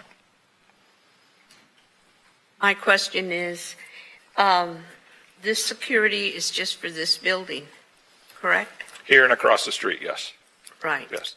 For We the compared. parking garage and this here. Right. And we compared the cost to doing it with our in-house hiring employees instead to do it. Effectively, we are paying this company the same salary that we would be paying our employees, but we would have the additional benefit cost on top. So we could hire our own staff to do it, but it would be more expensive, by roughly 30%. Well, because as we come in and out of this building, I see more of our police department present than I do security company. So, other than the front desk, that's the only one that I see. So there's also one that's on the first floor, because we have an entrance down there. That's correct. The ones Right. in the We also have them patrolling the parking garage. We also have them on several other floors working, and we have them also roaming the building. Part of what you see during the board meetings is because we have a public meeting, we rotate coverage a little bit more to this building than normally. Normally, there's an officer here, but you do see more because we want to make sure that while we have public meetings, that we kind of increase that coverage. So part of what you're seeing is an increase.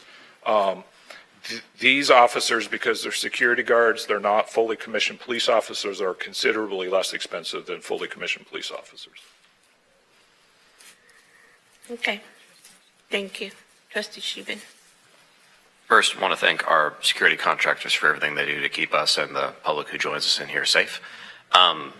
Also, curious, 100% increase in cost is a big increase. And putting my project manager hat on, it starts to get into the question of, was it bid and scoped correctly if we're finding after the fact that we've got to increase this much? And we're halfway through, my understanding is we're like halfway through a 2-year contract term, right? Roughly. Yeah, roughly. Yeah. So, and I know in here, this $500,000 increase only really covers year 2. And then we've got the 3 one-year options to extend. Correct. So, long-winded way of saying, I hope that, or would love to hear your thoughts on, given the disconnect between the bidded price and the bidded scope and where we find ourselves, is this an opportunity to rebid at the end of year 2 versus carrying on the 1-year contractors, just to make sure that, since the job has materially changed, feels like an opportunity to rebid so we can be rescoped and all that. So curious for your thoughts on that. No, I think that's certainly an option we can look at, and I need to discuss particularly with the police chief in particular. The other option that we've already started to look at is to look at, because this is fee for service, there's opportunity for us, or there's some ways that we can maintain the level of security while reducing the number of people it takes to do it. And we're working on some things along that line. So hopefully we can get those numbers reduced to something closer to what was originally in the scope. And just to be clear, my concern is more, again, having been in a project managerial role where the scope has radically changed, just the position of oversight and all that, you never catch up, right? And so it's more expensive. Not that the individual security guards, and again, thank you all for everything that you do. I'm not questioning that and the service that they bring. It's just there's probably a more efficient way to administer the whole thing, which might drive more efficient costs if we were to rebid it. So that's just something to consider as we get to the end of this contract term and we're looking for the next 3 years ahead. I'm going to echo Trustee Cheben's sentiments about that. I mean, a 35% increase in coverage. When contractors are bidding, there's a fixed component of how much service they anticipate, man hours, so on and so forth. And there's the factor of economies of scale. So as quantities increase, that might have a material impact on how people bid their pricing. So I just think it's important. We should take a look at that. Okay. So. No further questions, then we're ready to vote on item G, increase in spending authority, security guard services.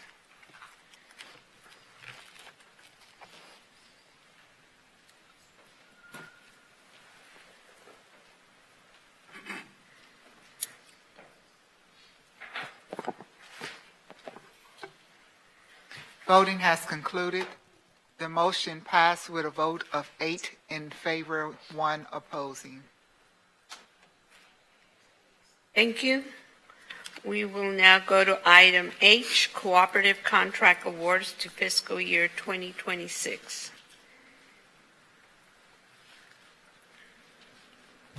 So moved. Second. It's been moved in second. Dr. Ford Fisher will introduce the item. Thank you, Madam Chair, members of the board. This item is recommended for the board's consideration to authorize the Chancellor to negotiate and execute contracts available through government cooperative purchasing programs using various items and services that are approved in the fiscal year 2026 budget. And with your permission, Madam Chair, Dr. Jerry Hahn, CFO, will provide an overview and answer all questions. Dr. Hahn. Good evening again, everyone. Happy to answer questions about this topic. We've mapped out with careful work with the end users to determine what we think the appropriate costs are for the various elements. The technology replacement plan, $10.9 million. For Oracle, $2.7 million. For telecom, $880,000. For Microsoft, $570,000. For Instructure, which actually we're moving to Canvas as a learning management system, $3.1 million. Staffing services, you'll notice this is renamed. It was in FY25 contract staffing services for IT. This is the more appropriate description because it's staffing services, not just limited to IT. And so it's $4.2 million for that. Food services, $2.6 million roughly. And for JOCS, job order contracts, it's $13 million. Then two other items, promotional items and office supplies and furniture. The former, $1 million, and the latter, $1.4 million.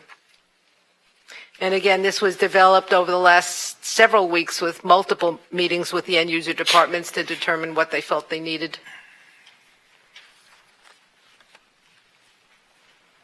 Thank you. Trustees, any questions? Yes, Trustee Wilson. I've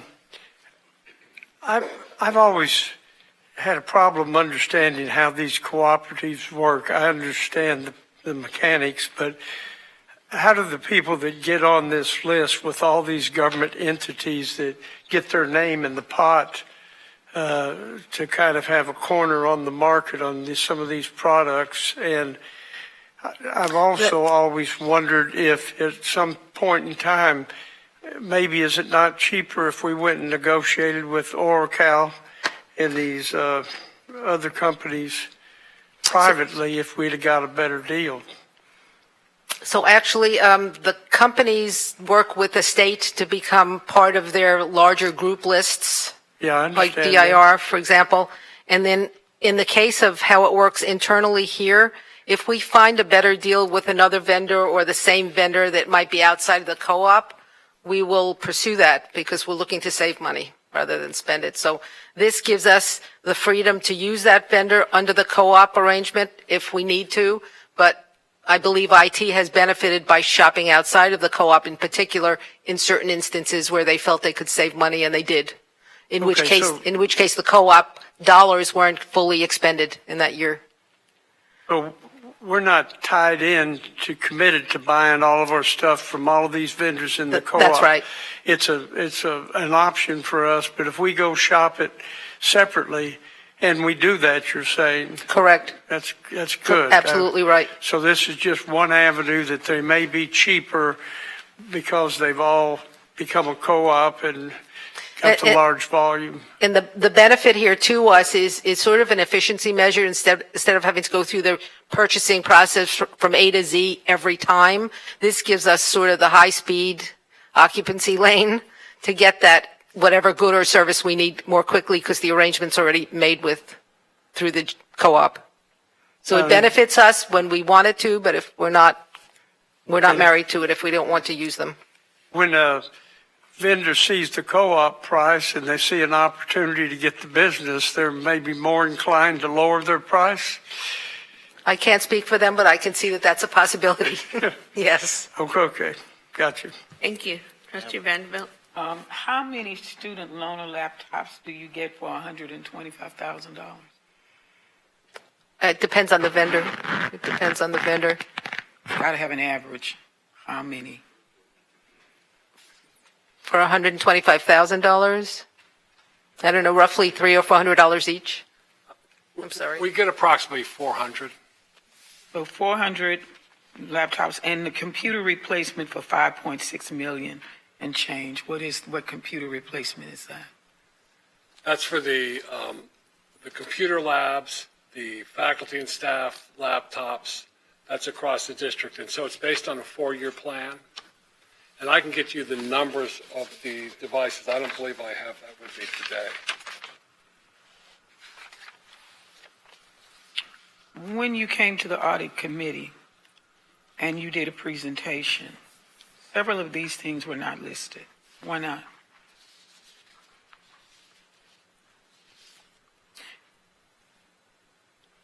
I'm not sure what you're referring to. I'm sorry. Mr. Jackson, you came to the audit committee with a presentation some time ago. And in that presentation, you were explaining some of these items, but not all. We started with the switch upgrades. You've done some switch upgrades, if I'm not mistaken.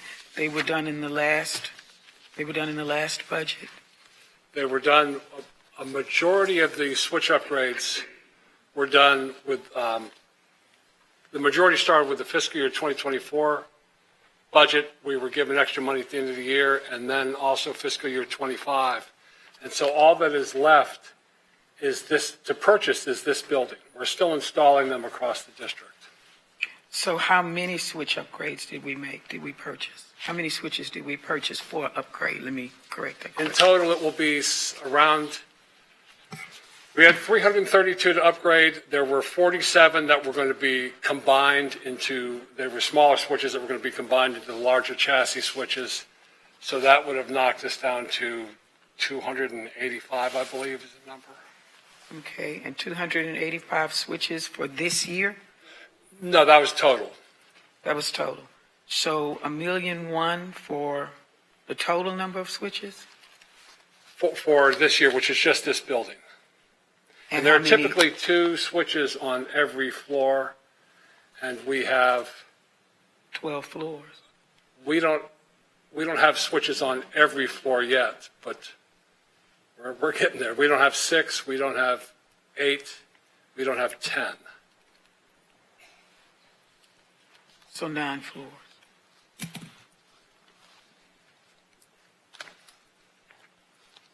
When the audit committee requested information on technology, the technology replacement plan, several of these items were not listed. The discussion was limited to the switches. Why was that? I think most of the items, I think most of the things we talked about was the switch upgrade, which is coming to an end, and then our standard computer replacement, which we do that amount. That's a much easier one to budget. It's basically we do a quarter of them a year, and so it's more even across the years. And at the meeting, the switch upgrades were seemingly more reasonable than $1.1 million. And that's the question I'm asking. So now we have 285 switches that we will be doing in fiscal year 2025. I don't remember that number being 285 switches. That's the total number. I think in 2020, I can get you the numbers for what we purchased in 2025. Mm-hmm. I think it was somewhere in the range of 100 or something like that. We had tried to start this project in 2020, and we would request from the finance department funds. We would typically get a third of what we requested. And of course, they never brought it to the board. It wasn't until 2024 that we started getting the money we needed. And so last year and this year, we got a majority of what we needed to do the switch upgrade. So that the total cost for everything tech is at the $15 million that was requested? For last year? Period. For this year, it's 10.9 million. That's 10.9 million for column 1. I'm asking for the IT requested for 15 million that was on the budget. I'm not understanding. I know last year was 15 point something Chancellor million. would like to comment. Now, I think that in order to provide Madam Trustee with the information that is being requested and the entire board, it would be advantageous to get the report, because I know you are now speaking from memory, and we do want to be precise and to provide the correct information to the board members when we are responding. So, Madam Trustee, if it is acceptable to you, is it agreeable that we can get this information and then schedule a meeting with you to share this information, if at all possible? I think my concern is approving it before I get that information. I understand. Because the meeting at the audit committee was very succinct about what would and would not be spent. And it was very clear at the time what we would agree to do. This total IT package leaves a bit to be desired. So I would really rather see this in detail before we approve the IT portion of this cooperative contract award list. I know that we normally say not to exceed, but every year we agree to so many millions, and every year we end up spending more millions out of the fund balance. And I'm not inclined to do that this year. So can we agree to remove the IT portion of this until the audit committee gets a very clear and defined or clearly definitive billing and understanding? Because I'm also seeing Oracle on here, and that was something else that they were looking at from a different perspective. So I do not have a problem with approving the remaining cooperative contracts, but I have some issues with the IT portion of this. And I would really like to see that so that the audit committee holds true to what it agreed to do. Trustee Davies, yeah. Clarifying question, Dr. Hahn. I recall you mentioning JOC contract as part of the lineup. I think you said it was 13 million. Right. It's not reflected on the backup sheet that we have, so I just wanted to make sure I did hear you correctly. But it's part of the FY 2026 Cooperative Contract Award List. It's page 2, it's page 2, last item at the bottom. Yeah, the last item on the bottom of my page 2 is office supplies and furniture for 1.4 million. Okay. All right, we can get you this version. No, yeah, it just didn't show up. That's why I was Right. trying to understand about that. Trustee Cheatham, please. Trustee Sheehan. I just wanted to second the sentiment expressed by Dr. Vanderbilt Stallworth, but not just on the IT items. I'd prefer if we wait on this for about another month. I would also appreciate seeing the information that goes into these cost estimates. And I think there's two broader points that have come up across, at this dais over the last 11 months or so since the last time we talked about this. A year ago, when this was originally last year on the agenda, we pulled the item because there was a lot of consternation, I think justifiably, on this side of the dais about the lack of transparency in the spend over the course of the year. We ended up approving it after we had a pretty robust discussion at the board table about the types of updates this board would like to see to feel comfortable with the spend over time. I don't think I saw that over the last 11 months. I think we had one update in the WAB, and I remember that one because Trustee Wilson highlighted that there was a $500,000 police car. He'd like to understand what the heck went into that police car to make it $500,000. And then there was the audit committee item that Trustee Vanderbilt Stallworth highlighted. Honestly, I think that's insufficient for this level of spend. And while I'm really grateful, Dr. Hahn, the anecdote you shared about IT looking for lower cost options in the midst of this construct, it still worries me that we weren't updated as to that effect because we would have already approved this $15 million, and we just don't want slush funds to remain open. I mean, it's good that we're finding lower cost options, don't get me wrong, but just tidying up and closing those loose ends I think is pretty critical. Another item was something Trustee Wilson was highlighting just a couple of months ago with some of our other contracts, that there's two types of procurement, one to just enable activity and the other to drive accountability. And I really think, I got the sense from this board that we wanted to structure our contracting to drive accountability to over time lower cost. And I'm worried about proceeding with this when we don't quite know where we're going to try to dive for lower costs by looking for specific procurement opportunities without agreements about what that transparency looks like in particular. So I would very much be in favor of postponing this. I think making this a question. Are there any items on here that if we did wait a month, we would disrupt some critical service where we would need to maybe separate the question and specifically approve those items so that we can have this much needed conversation about what transparency looks like over the next year with the spend? I would worry about Canvas Learning Management System. I think there's probably a time sensitivity there since it's planned for FY26. At least $562,000 of it is. I think the others we can be a little bit more flexible. I don't think a month is going to. On the telecommunications spend, we have monthly bills from AT&T and the other vendors. And those are basically mostly under multi-year contracts that we've already gotten approved. We have AT&T, Comcast, Consolidated Communications, Crown Castle for dark fiber, Lumen for our voice SIP services, NTT for internet, PS Lightwave for dark fiber.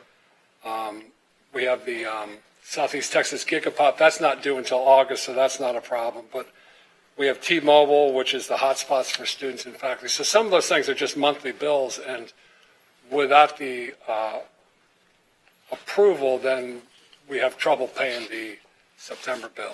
Well, I'm happy to make the motion, but I don't want to cut off debate, so. You'll have one more. Yes, Madam Chair, I would also add staffing to that list as well.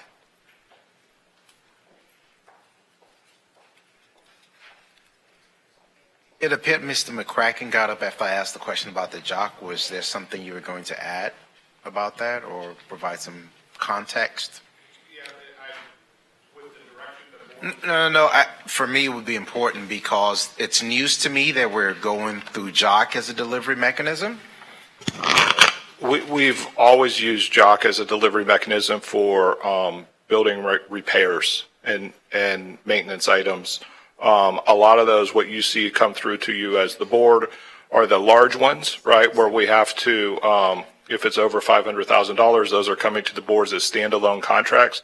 But there are a lot of smaller ones that are patching a drywall, doing small minor repairs, renovations, those types of things. And so what I was going to say is that those are all individual contracts, none of which exceed the authority or the $500,000. So you typically don't see those. And strictly speaking, those don't get tallied up into what shows up on the co-op list. So that's why they're not on the list.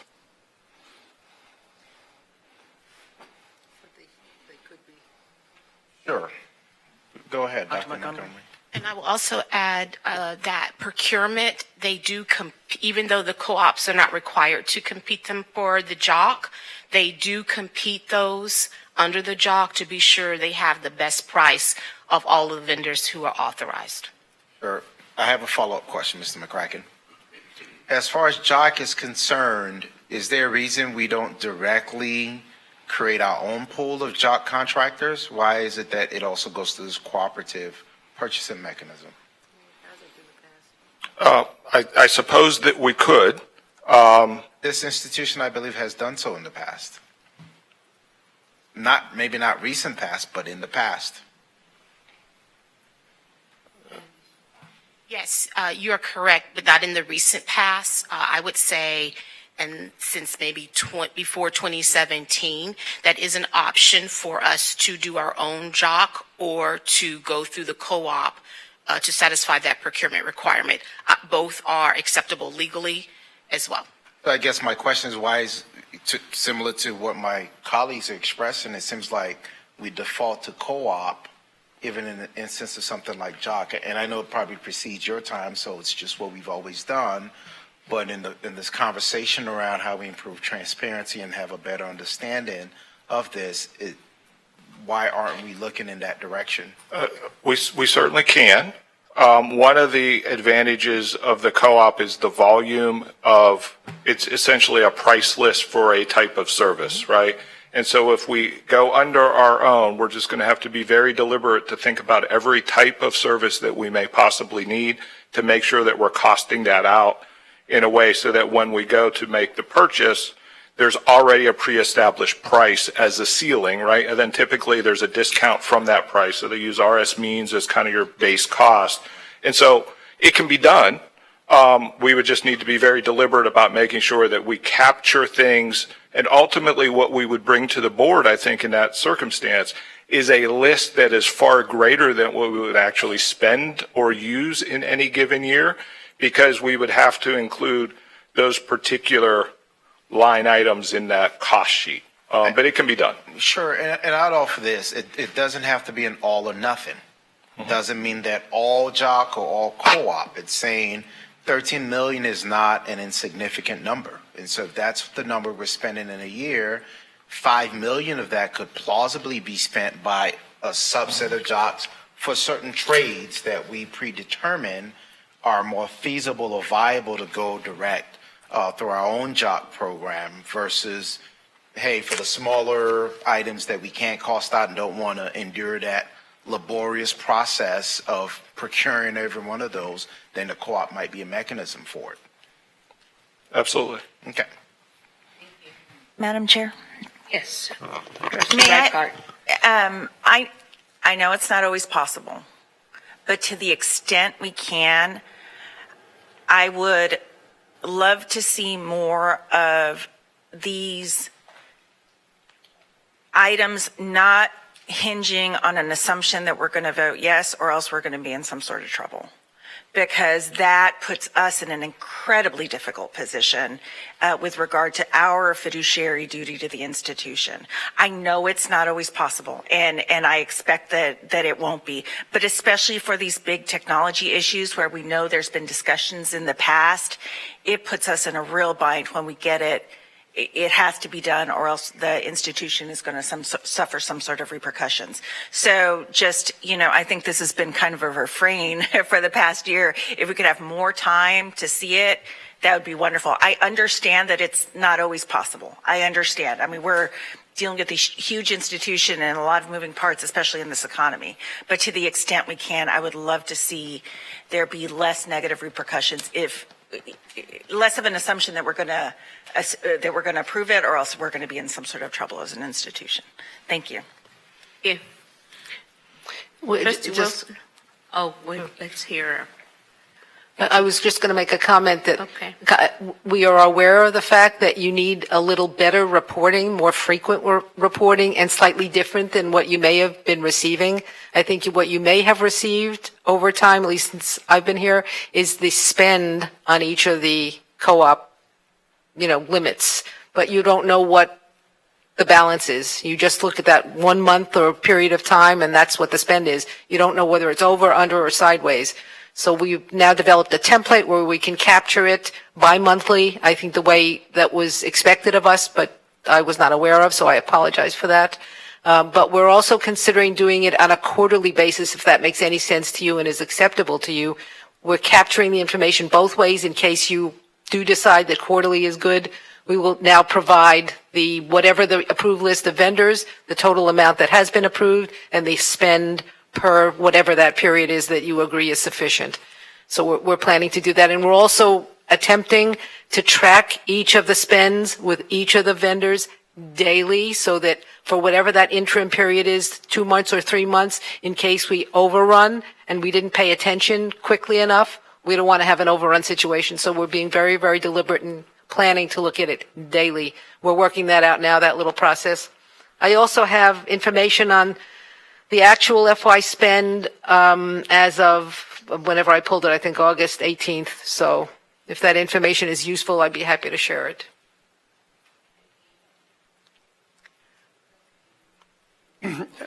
Changing. The philosophy of purchasing and the whole procedures in the purchasing department is incredibly complicated. With the jock company, you can patch a hole in the sheetrock and you only do it once a month. It doesn't pay to have somebody on your staff who's a sheetrock hanger and someone who can float and someone who can paint.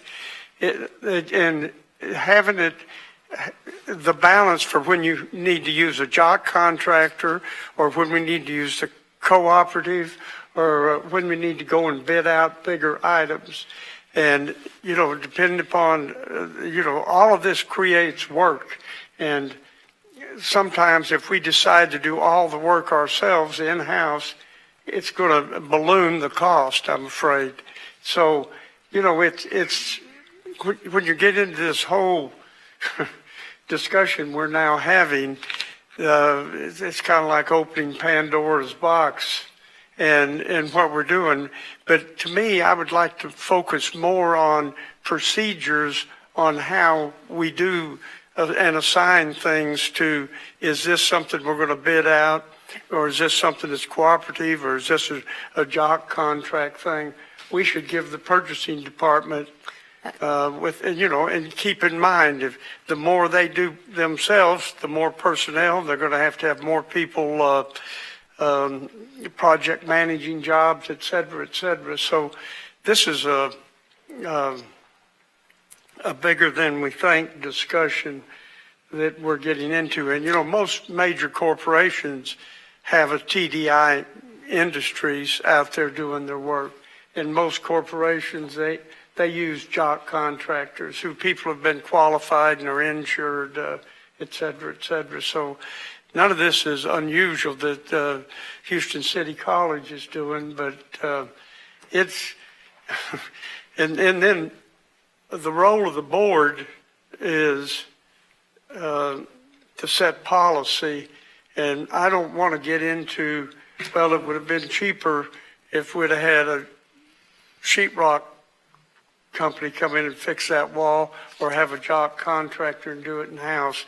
We as a board don't need to get in that. We need to be setting policy on how we do the procurement and that, and leave it up to the purchasing. And if we don't like the purchasing department and they're not doing right and getting us the best, we need to replace them, or the chancellor needs to replace them.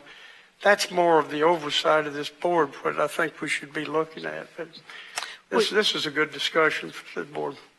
Thank you. Okay. Madam Chair, I'd like to make a motion. I move to divide the question with telecommunications, year one of the Canvas Learning Management System, and $1 million in staffing services as one question for a total of $2.442 million, and the balance of the item in the other. And I haven't done the math on the balance.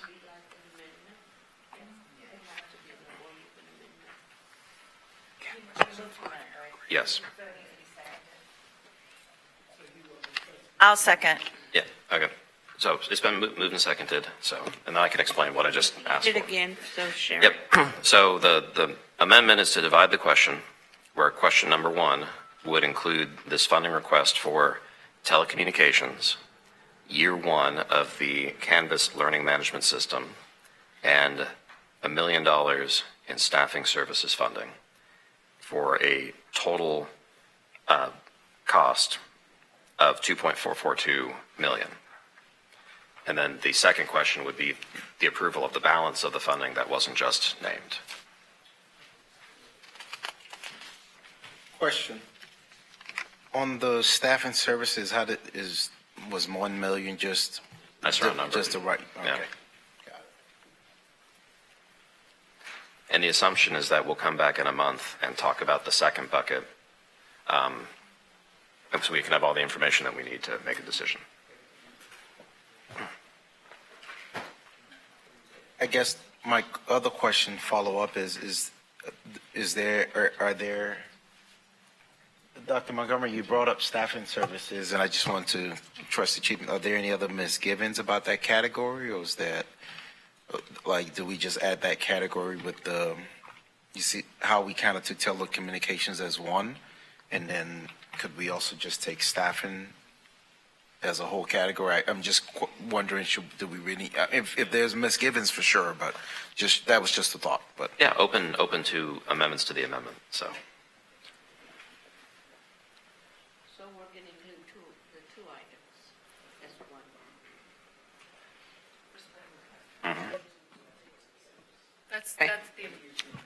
That's the amendment that's been made and seconded. So then, Can I speak to my intent here really quickly? So the intent is, now that it's separated into two, we've taken the items that it's been expressed by staff that there's urgency to approve right now. Those are bucketed into one item that we can approve tonight. The other item we can postpone until next meeting, so we have time to receive the information and talk about transparency and how we're going to move forward, and we can approve it next month. So that's the intent with separating the question. My recommendation, Madam Chair, trustees, would be to take the full amount of the staffing. Because we're dealing with staffing personnel and expertise, we typically, for those positions, offer the full fiscal year appointment.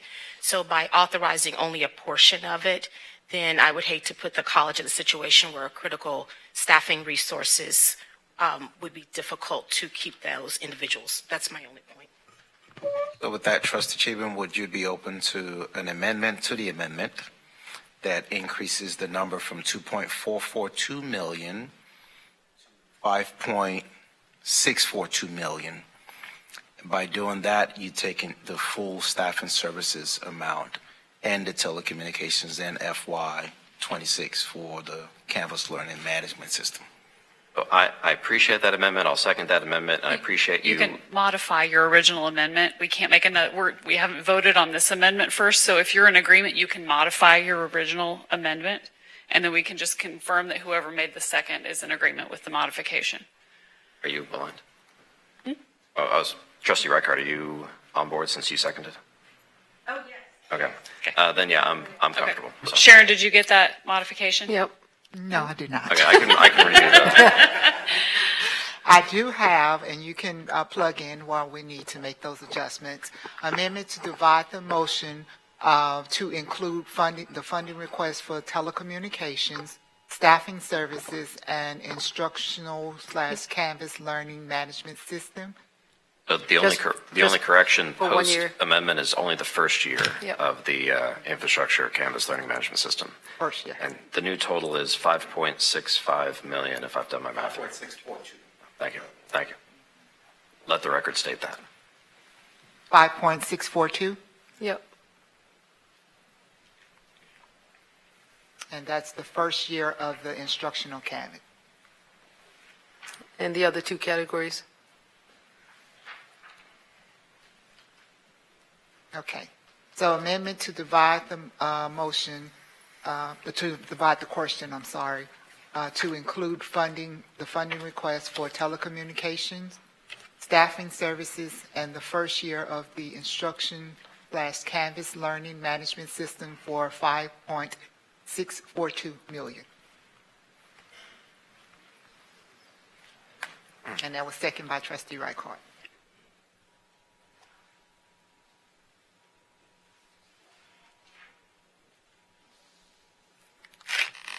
So procedurally, if there's no further discussion on the amendment, we need to vote on the amendment, and then we will vote on these, make these two separate votes. Ready to vote on the amendment? As soon as Sharon is.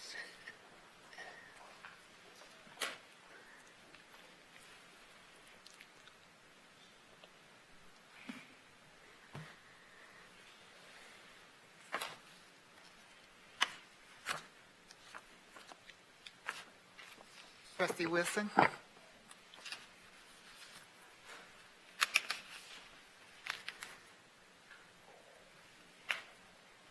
Voting has concluded. The amendment passed with a vote of 9-0. Madam Chair? Yes. I move that the balance of the items of the agenda items on the cooperative contract list for item H be postponed for consideration at our next regular board meeting. Point of information, we're talking about the second motion, or the second question? Correct. Okay. Yes. Yeah. Trustee Davis, would you repeat that, be postponed until the next meeting? Our next regular board meeting Next regular board? for consideration then. Which is the 17th, is it? Yeah. Correct. September 7th.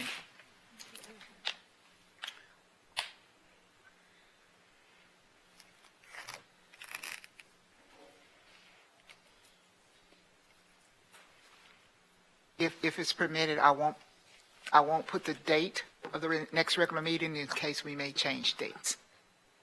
If that's, That's fine. It can be next regular meeting. okay.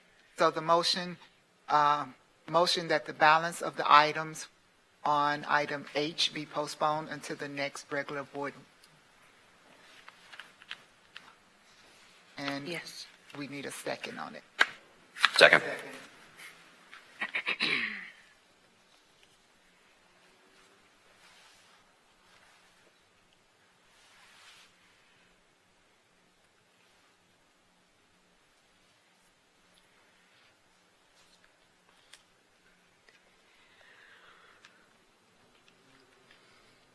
Trustee Patterson and Trustee Benton Gary.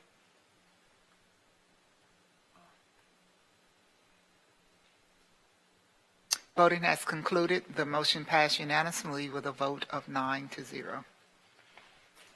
Thank you so much.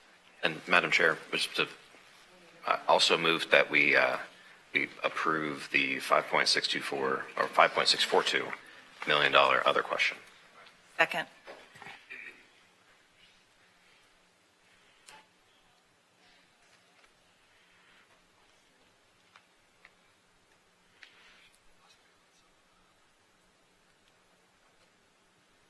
And this motion is to approve the 5.642.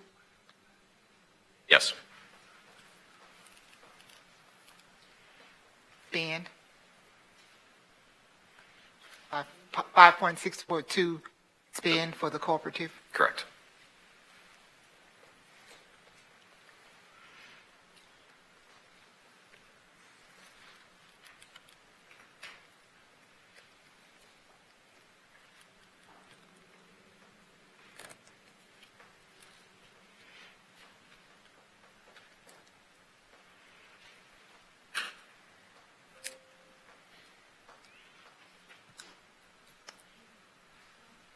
May I get the second on the motion, please? It was me, Monica. Okay, thank you.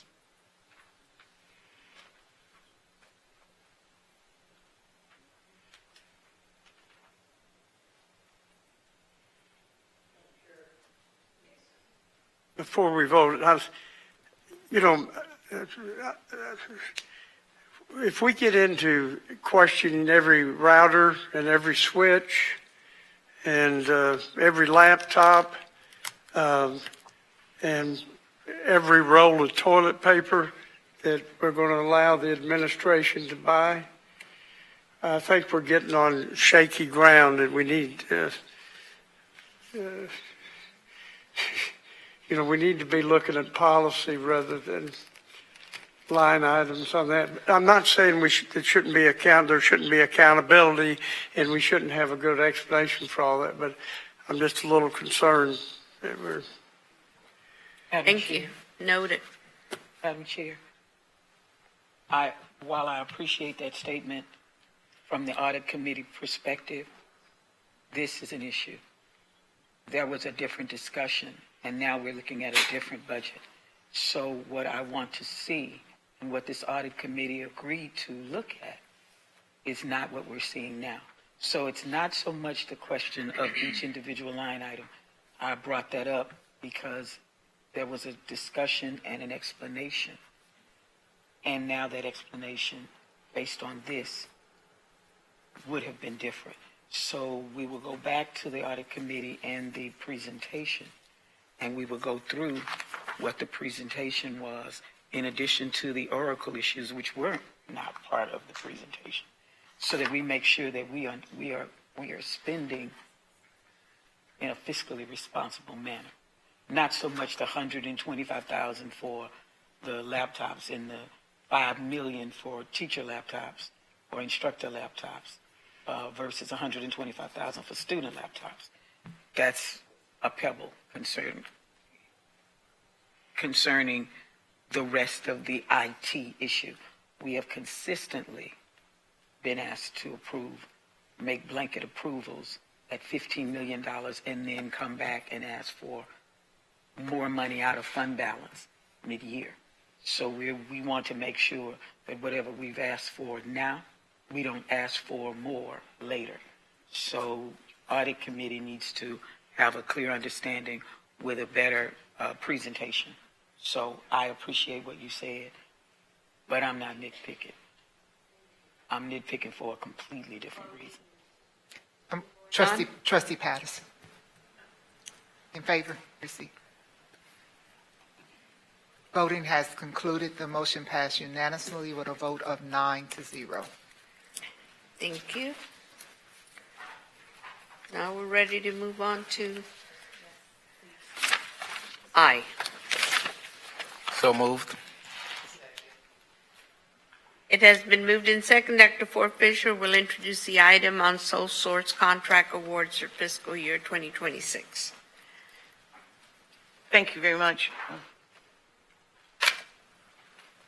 Yeah, Dr. Thank you very Hall. much. Thank you very much, Madam Chair, members of the board. This item is recommended for your consideration to authorize the Chancellor to negotiate and execute contracts with sole source suppliers for items and services that are approved in the fiscal year 2026 budget. And with your permission, Madam Chair, Dr. Hahn will provide an overview and answer all questions. Dr. Hahn. Thank you again. Thank you again. This is a shorter menu of choices. It's LAZ parking for $400,000, Texas Medical Center for common areas across the center campus for $150,000, Modern Campus Pathway for $118,000 for the year, and Student Services placement testing software for $385,000. Those were the vendors who could uniquely provide those products and services.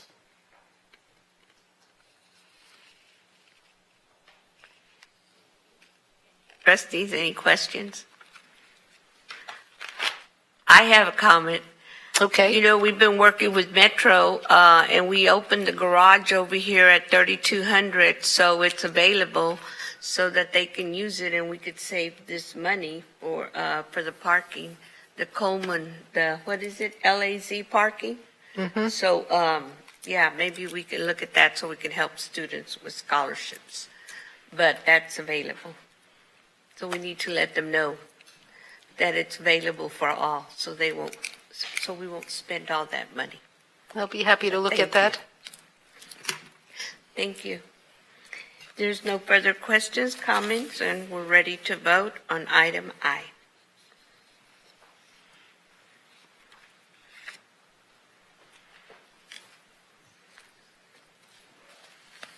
Voting has concluded. The motion passed unanimously with a vote of 9-0. Thank you. Thank you. Is there a motion to approve item J, approve Senate Bill 17 certification report submission? So moved. Second. It has been moved in second. Dr. Ford Fisher will introduce the item. Thank you, Madam Chair, members of the board. This item is presented as a recommendation for your consideration to approve the Senate Bill 17 certification report to the Texas Higher Education Coordinating Board and authorize the Chair and Chancellor to take all action necessary to certify HCC's compliance with Senate Bill 17. And with your permission, Madam Chair, Dr. Montgomery will provide an overview and answer questions. Good afternoon, Madam Chair, Chancellor, and Trustees.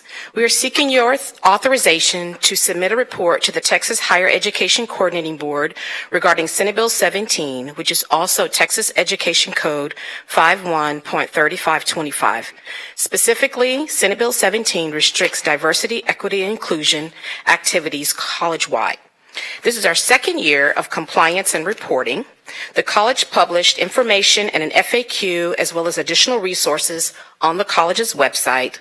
The college has adopted policies regarding this matter and established procedures for questions and review by the Office of General Counsel Compliance Department. Finally, SB 17 compliance is included in the attestation process reviewed by senior leadership each quarter for their respective areas. The board chair and chancellor are listed to sign the report, and the practice of the college is to obtain authorization from the board for this task. In your packet is the report that we intend to file. With that, we'll take any questions. So it's like we're going to be the super dogs watching over it. We do have the attestation from the senior leadership. Yes, ma'am. Thank you. Trustees, any questions? Guess not, with our heads on the line. I know. We have to make sure we get it right. We'll vote now on item J. Voting is now open.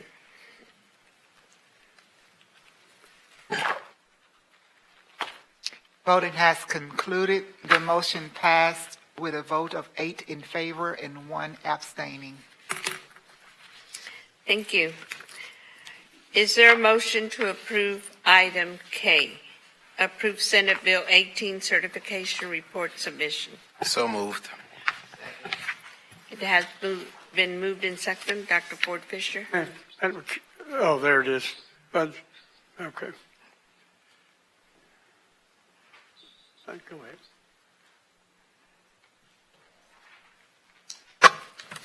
Go ahead.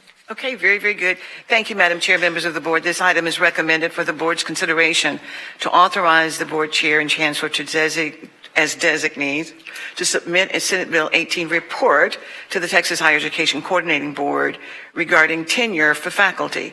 HCC does not offer tenure to its faculty members. As such, HCC is compliant with Senate Bill 18. And so with your permission, Madam Chair, Dr. Montgomery, General Counsel, will come to the podium, and she's there to provide an overview and answer all questions. Thank you, Chancellor. With this item, we're seeking authorization to also submit a report to the Texas Higher Education Coordinating Board regarding Senate Bill 18, which is also Texas Education Code Section 51.942. This report is regarding policies of tenure and employment of faculty members at the college.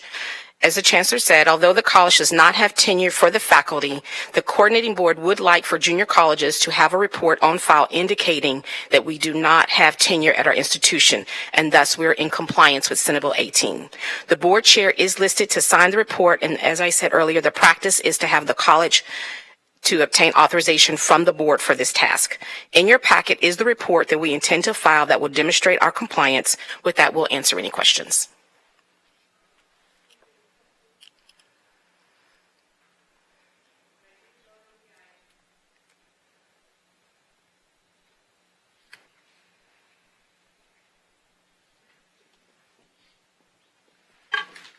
Voting has concluded. The motion passed unanimously, 9-0. Thank you. Is there a motion to approve item L, personnel? So moved. Second.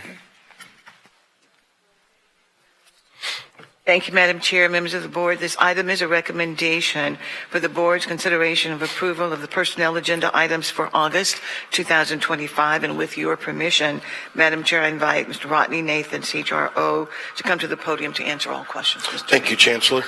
Trustees, you have in front of you for your consideration 10 names for faculty contracts. I will point out that 70% of those in front of you are already internal to HCC. They come either out of our adjunct faculty or they were temporary full-time moving to regular full-time. Happy to answer any questions.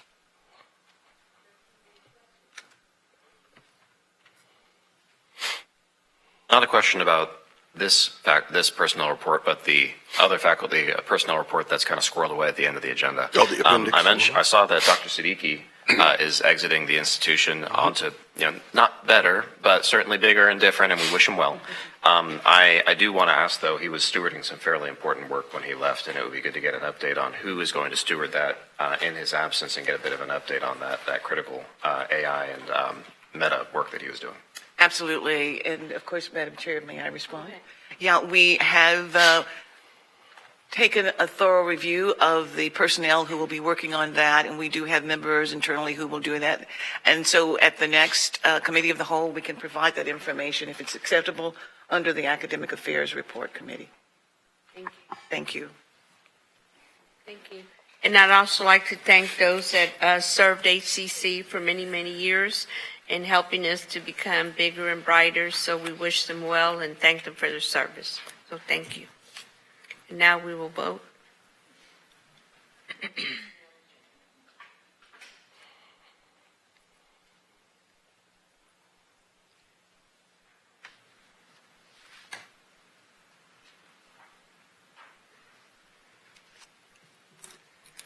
Voting has concluded. The motion passed with a vote of 9-0. Thank you. Thank you. Is there a motion to approve item M? So moved. Second. Adopt a resolution establishing faculty senate. Dr. Ford Fisher will introduce the item. Thank you, Madam Chair, members of the board. This item is a recommendation to the Board of Trustees for consideration to adopt a resolution of the Houston City College Board of Trustees affirming establishment of a faculty senate in compliance with Senate Bill 37. And with your permission, Madam Chair, Dr. Montgomery, General Counsel, will provide an overview and answer all questions. Thank you, Chancellor. We bring before you today adoption of a resolution affirming the establishment of a faculty senate in compliance with Senate Bill 37, which was signed by Governor Abbott on June 20th, 2025, and codified in Section 51.3522.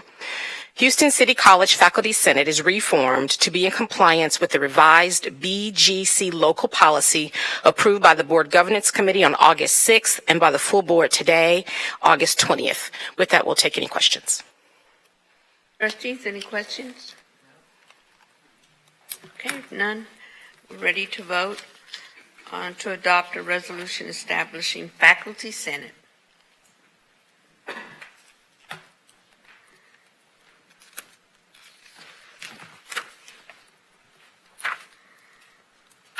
Voting has concluded. The motion passed with a vote of 9-0.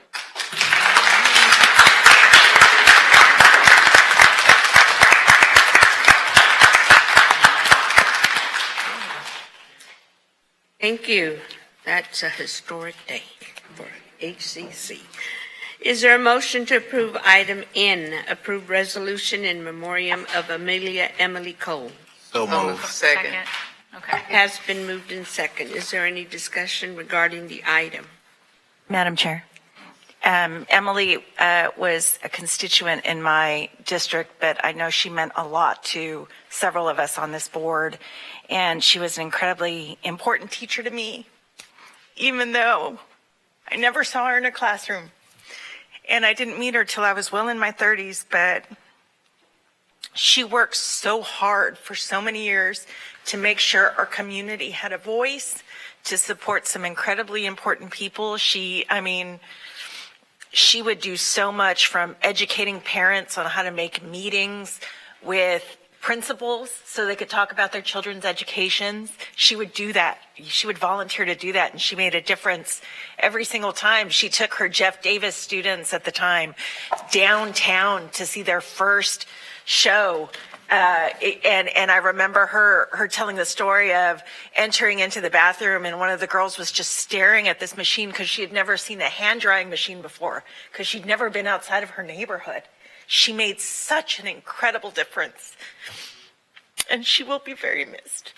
So pardon the tears, but it's a huge loss to our community, especially when we're facing so much hatred and so much minimization and in so many of our underserved communities. And I'm just grateful to have met her and that she had such a big role in so many of our lives. So that's it.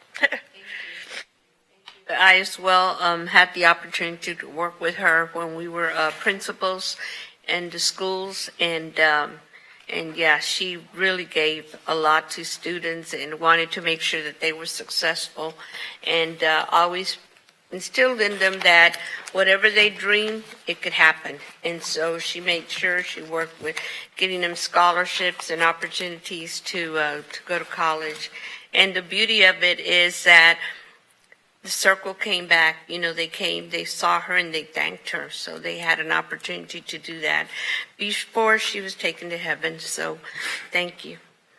So at this time, we'd like to vote on item N, approve resolution in memoriam of Amelia Emily Cole.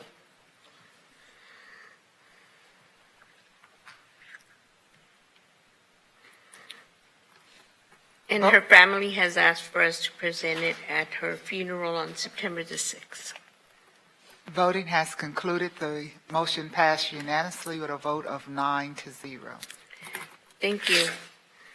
We will move to item O, HCC Foundation Quarterly Report. This is the report item. No action is required. Dr. Ford Fisher will introduce the item. Thank you, Madam Chair, members of the board. The HCC Foundation Quarterly Report is a discussion item, and Ms. Karen Schmidt, the president of the HCC Foundation, will come to the podium and present with your permission, Madam Chair. She will provide an overview and answer all questions. Ms. Schmidt. Thank you very much, Chancellor Ford Fisher. Thank you very much to the Board of Trustees for your support of the HCC Foundation. And in particular, we want to be able to thank our Foundation Board of Trustee liaisons, Trustee Reichert and Trustee Linton Gary. I'm going to be brief in the interest of time to just let you know that the information that we've provided in the quarterly report is unaudited as of March 31. What you can be able to see in the report is that the HCC Foundation continues to grow both in terms of contributions and funds provided, and it is an honor and a privilege to be able to raise and provide funds for HCC student success. I have one quick save the date for you all. Friday, February 27th, 2026 is our scholarship luncheon. We've coordinated with board services and invite each one of you to attend. This event is the one that is my favorite event and many of your favorite event. It is where donors get to meet their scholarship recipients, and it is just a fabulous event. And if you have any questions, I'm happy to answer any questions about the financial results for the HCC Foundation. Thank you. Trustees, any questions, comments? No. We'd just like to thank you, and again, thank you on behalf of all the students that have continued. And then also, I heard you say that now that the scholarship is open, that you've had a large number of students apply? Yes, as a matter of fact, at the request of the Chancellor's Executive Council, under the leadership of the Chancellor, the HCC Foundation shifted for when the scholarship is open and when it closes. And we are now open from July 15th through February 2nd, as opposed to, in the early part of the year, January 15th to the end of June. Last year, fiscal year 2024 and 2025, in total, the number of applications for scholarships was 2,400 and some change. as of last Friday, it was 9,256 for just so far within fiscal year 25. So I just want to say a thank you to people who you don't get to see very much, and that is our very hardworking, dedicated scholarship team, Felicia Brooks, Simone Muhammad, and Sophia Lopez, who have done an awesome job. And what they're saying right now is that with 9,000 scholarships, they just want to be offering, awarding. And it's a very exciting time to have that kind of volume change. We also have increased the amount of promotions that we're doing for foundation scholarships under the leadership of the Chancellor, where we've shown up at, it seems obvious, but we've been at registration fairs. We've been on the monitors at the campuses. We've provided flyers, and we've been very aggressive in our social media in terms of posting in social media. We also think that that is the increase, but it is also something that we want to look into over this next year with financial aid, because we think that we're getting increased volume, but this is quadrupled, for the time. And I think it's also got something to do with the times that we're in. But the HCC Foundation is honored to have the opportunity to do this. The other thing that we want to let you all know is that we have a $15 million endowment. We normally authorize spending in the range of 4%. This year's authorized spending, because the markets have done well, because of the need for scholarships at HCC, the amount of the authorization was upped to 5.25%, which was an increase of $250,000. So there's over $2 million that is available to be able to award for scholarships just through the HCC Foundation. And it's an honor and a privilege. Thank you very much. And thank you, Chancellor Ford Fisher, for all that you've done to encourage us to improve our processes for scholarships. It's made a huge difference. Thank you so very much for your leadership, Ms. Smith. Thank you. Thank you. Madam Chair. Thank you. Point of privilege. Really, it doesn't have to do with this, but thank you for I agree. everything. Yes. It's a point of privilege. Sharon, on the memoriam of Emily Cole, the voting prompt came back up. Did you get my vote? Yes, it was unanimously. Okay, I just double checking because it popped up again, and I just wanted to ensure for the record that I voted for it. So thank you. Yes. Thank you. The next item, the final item, item P, Capital Improvement Projects Report. This is a report item. No action is required. Dr. Ford Fisher will introduce the item. Thank you, Madam Chair, members of the board. The Capital Improvement Projects Report is a discussion item, and with your permission, Madam Chair, Mr. Bob McCracken will provide an overview and answer all questions. Mr. McCracken. Good evening. Thank you again. So this is an item that we used to present to the board on a regular basis, and then we had a hiatus with it. We are bringing this back. Our intent is to provide it on a quarterly basis moving forward, where we're just reviewing those capital improvement projects and major projects that are happening to keep the board apprised of the status of these. These projects are not funded out of operating budget. These are out of the Fund 7 budget, which means that these are multi-year projects. And so I'm just going to highlight a couple of items in here. I'm not going to walk through the entire report. What we're trying to do is a little bit more of a project management approach to this. And so we're rating the projects in terms of at risk, caution, or on track. And then we're also just green means on track. A check mark means done. And so if we just talk about the central culinary build out, you see that all of the work and construction is done and it's completed. It opened in January of 25 for the spring semester classes. Closeout is highlighted in yellow because there's a concern about budget. As we were doing that final closeout, we have to reconcile all of the final invoices, and we have to look at all of the change orders to make sure that everything matches up so that we're only paying for things that we should be paying for. There's a possibility on this one that we may end up being slightly over budget, in which case we're going to have to find some funds on the other side. But the total amount of that is roughly $100,000, we think, but we're continuing to work on that. So that's why that's yellow. These are some pictures of that space. It's beautiful space, heavily used. All right. Safety and security door hardware project has been completed. We are in the closeout phase now. We're processing final invoices. That project is wrapped up. And what you see here are just some examples of the different types of locks on different types of doors. Some of these were really tricky to do, like a push bar door. You have to be able to exit through that. That's a fire exit. And so you see different types of mechanisms that were installed on those. This is Woodridge, what we want it to look like when we're all said and done. This is actually two projects that we have. The demolition is completed and has been closed out. That's the column on the right. The column on the left is the view corridor where we are trying to get to the green grass that you can see. You can see the footprint here, kind of the squiggle line through there. That is a very large footprint. That was after the building was taken down, but before the foundation was removed.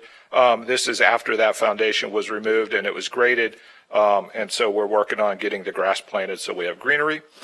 Safety and security access control. This is largely infrastructure stuff behind the scenes to plug in. This project has completed the procurement process, but it's under construction. Pause. Yes, ma'am. Yes, excuse me, what's the timeline for the grass? September 20th. Thank you.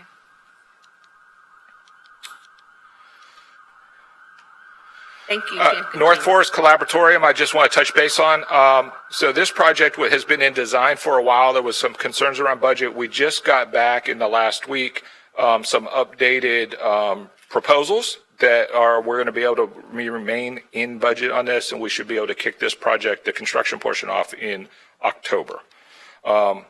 There's some kind of visuals of that space. The other ones I'm going to kind of skip over. At the very end is some deferred maintenance project status report, just very basic numbers. There is a audit committee report on deferred maintenance scheduled for the September meeting that will have more detail on deferred maintenance. Be happy to answer any questions. Trustees, any questions? Trustee Sheehan. One quick one. So on the view corridor, I know that the actual cost ended up coming in dramatically lower than the original estimate, and we don't have to dig into it now. I'm just curious, the next time this report comes back, it would be helpful to understand what that actual versus budget looks like.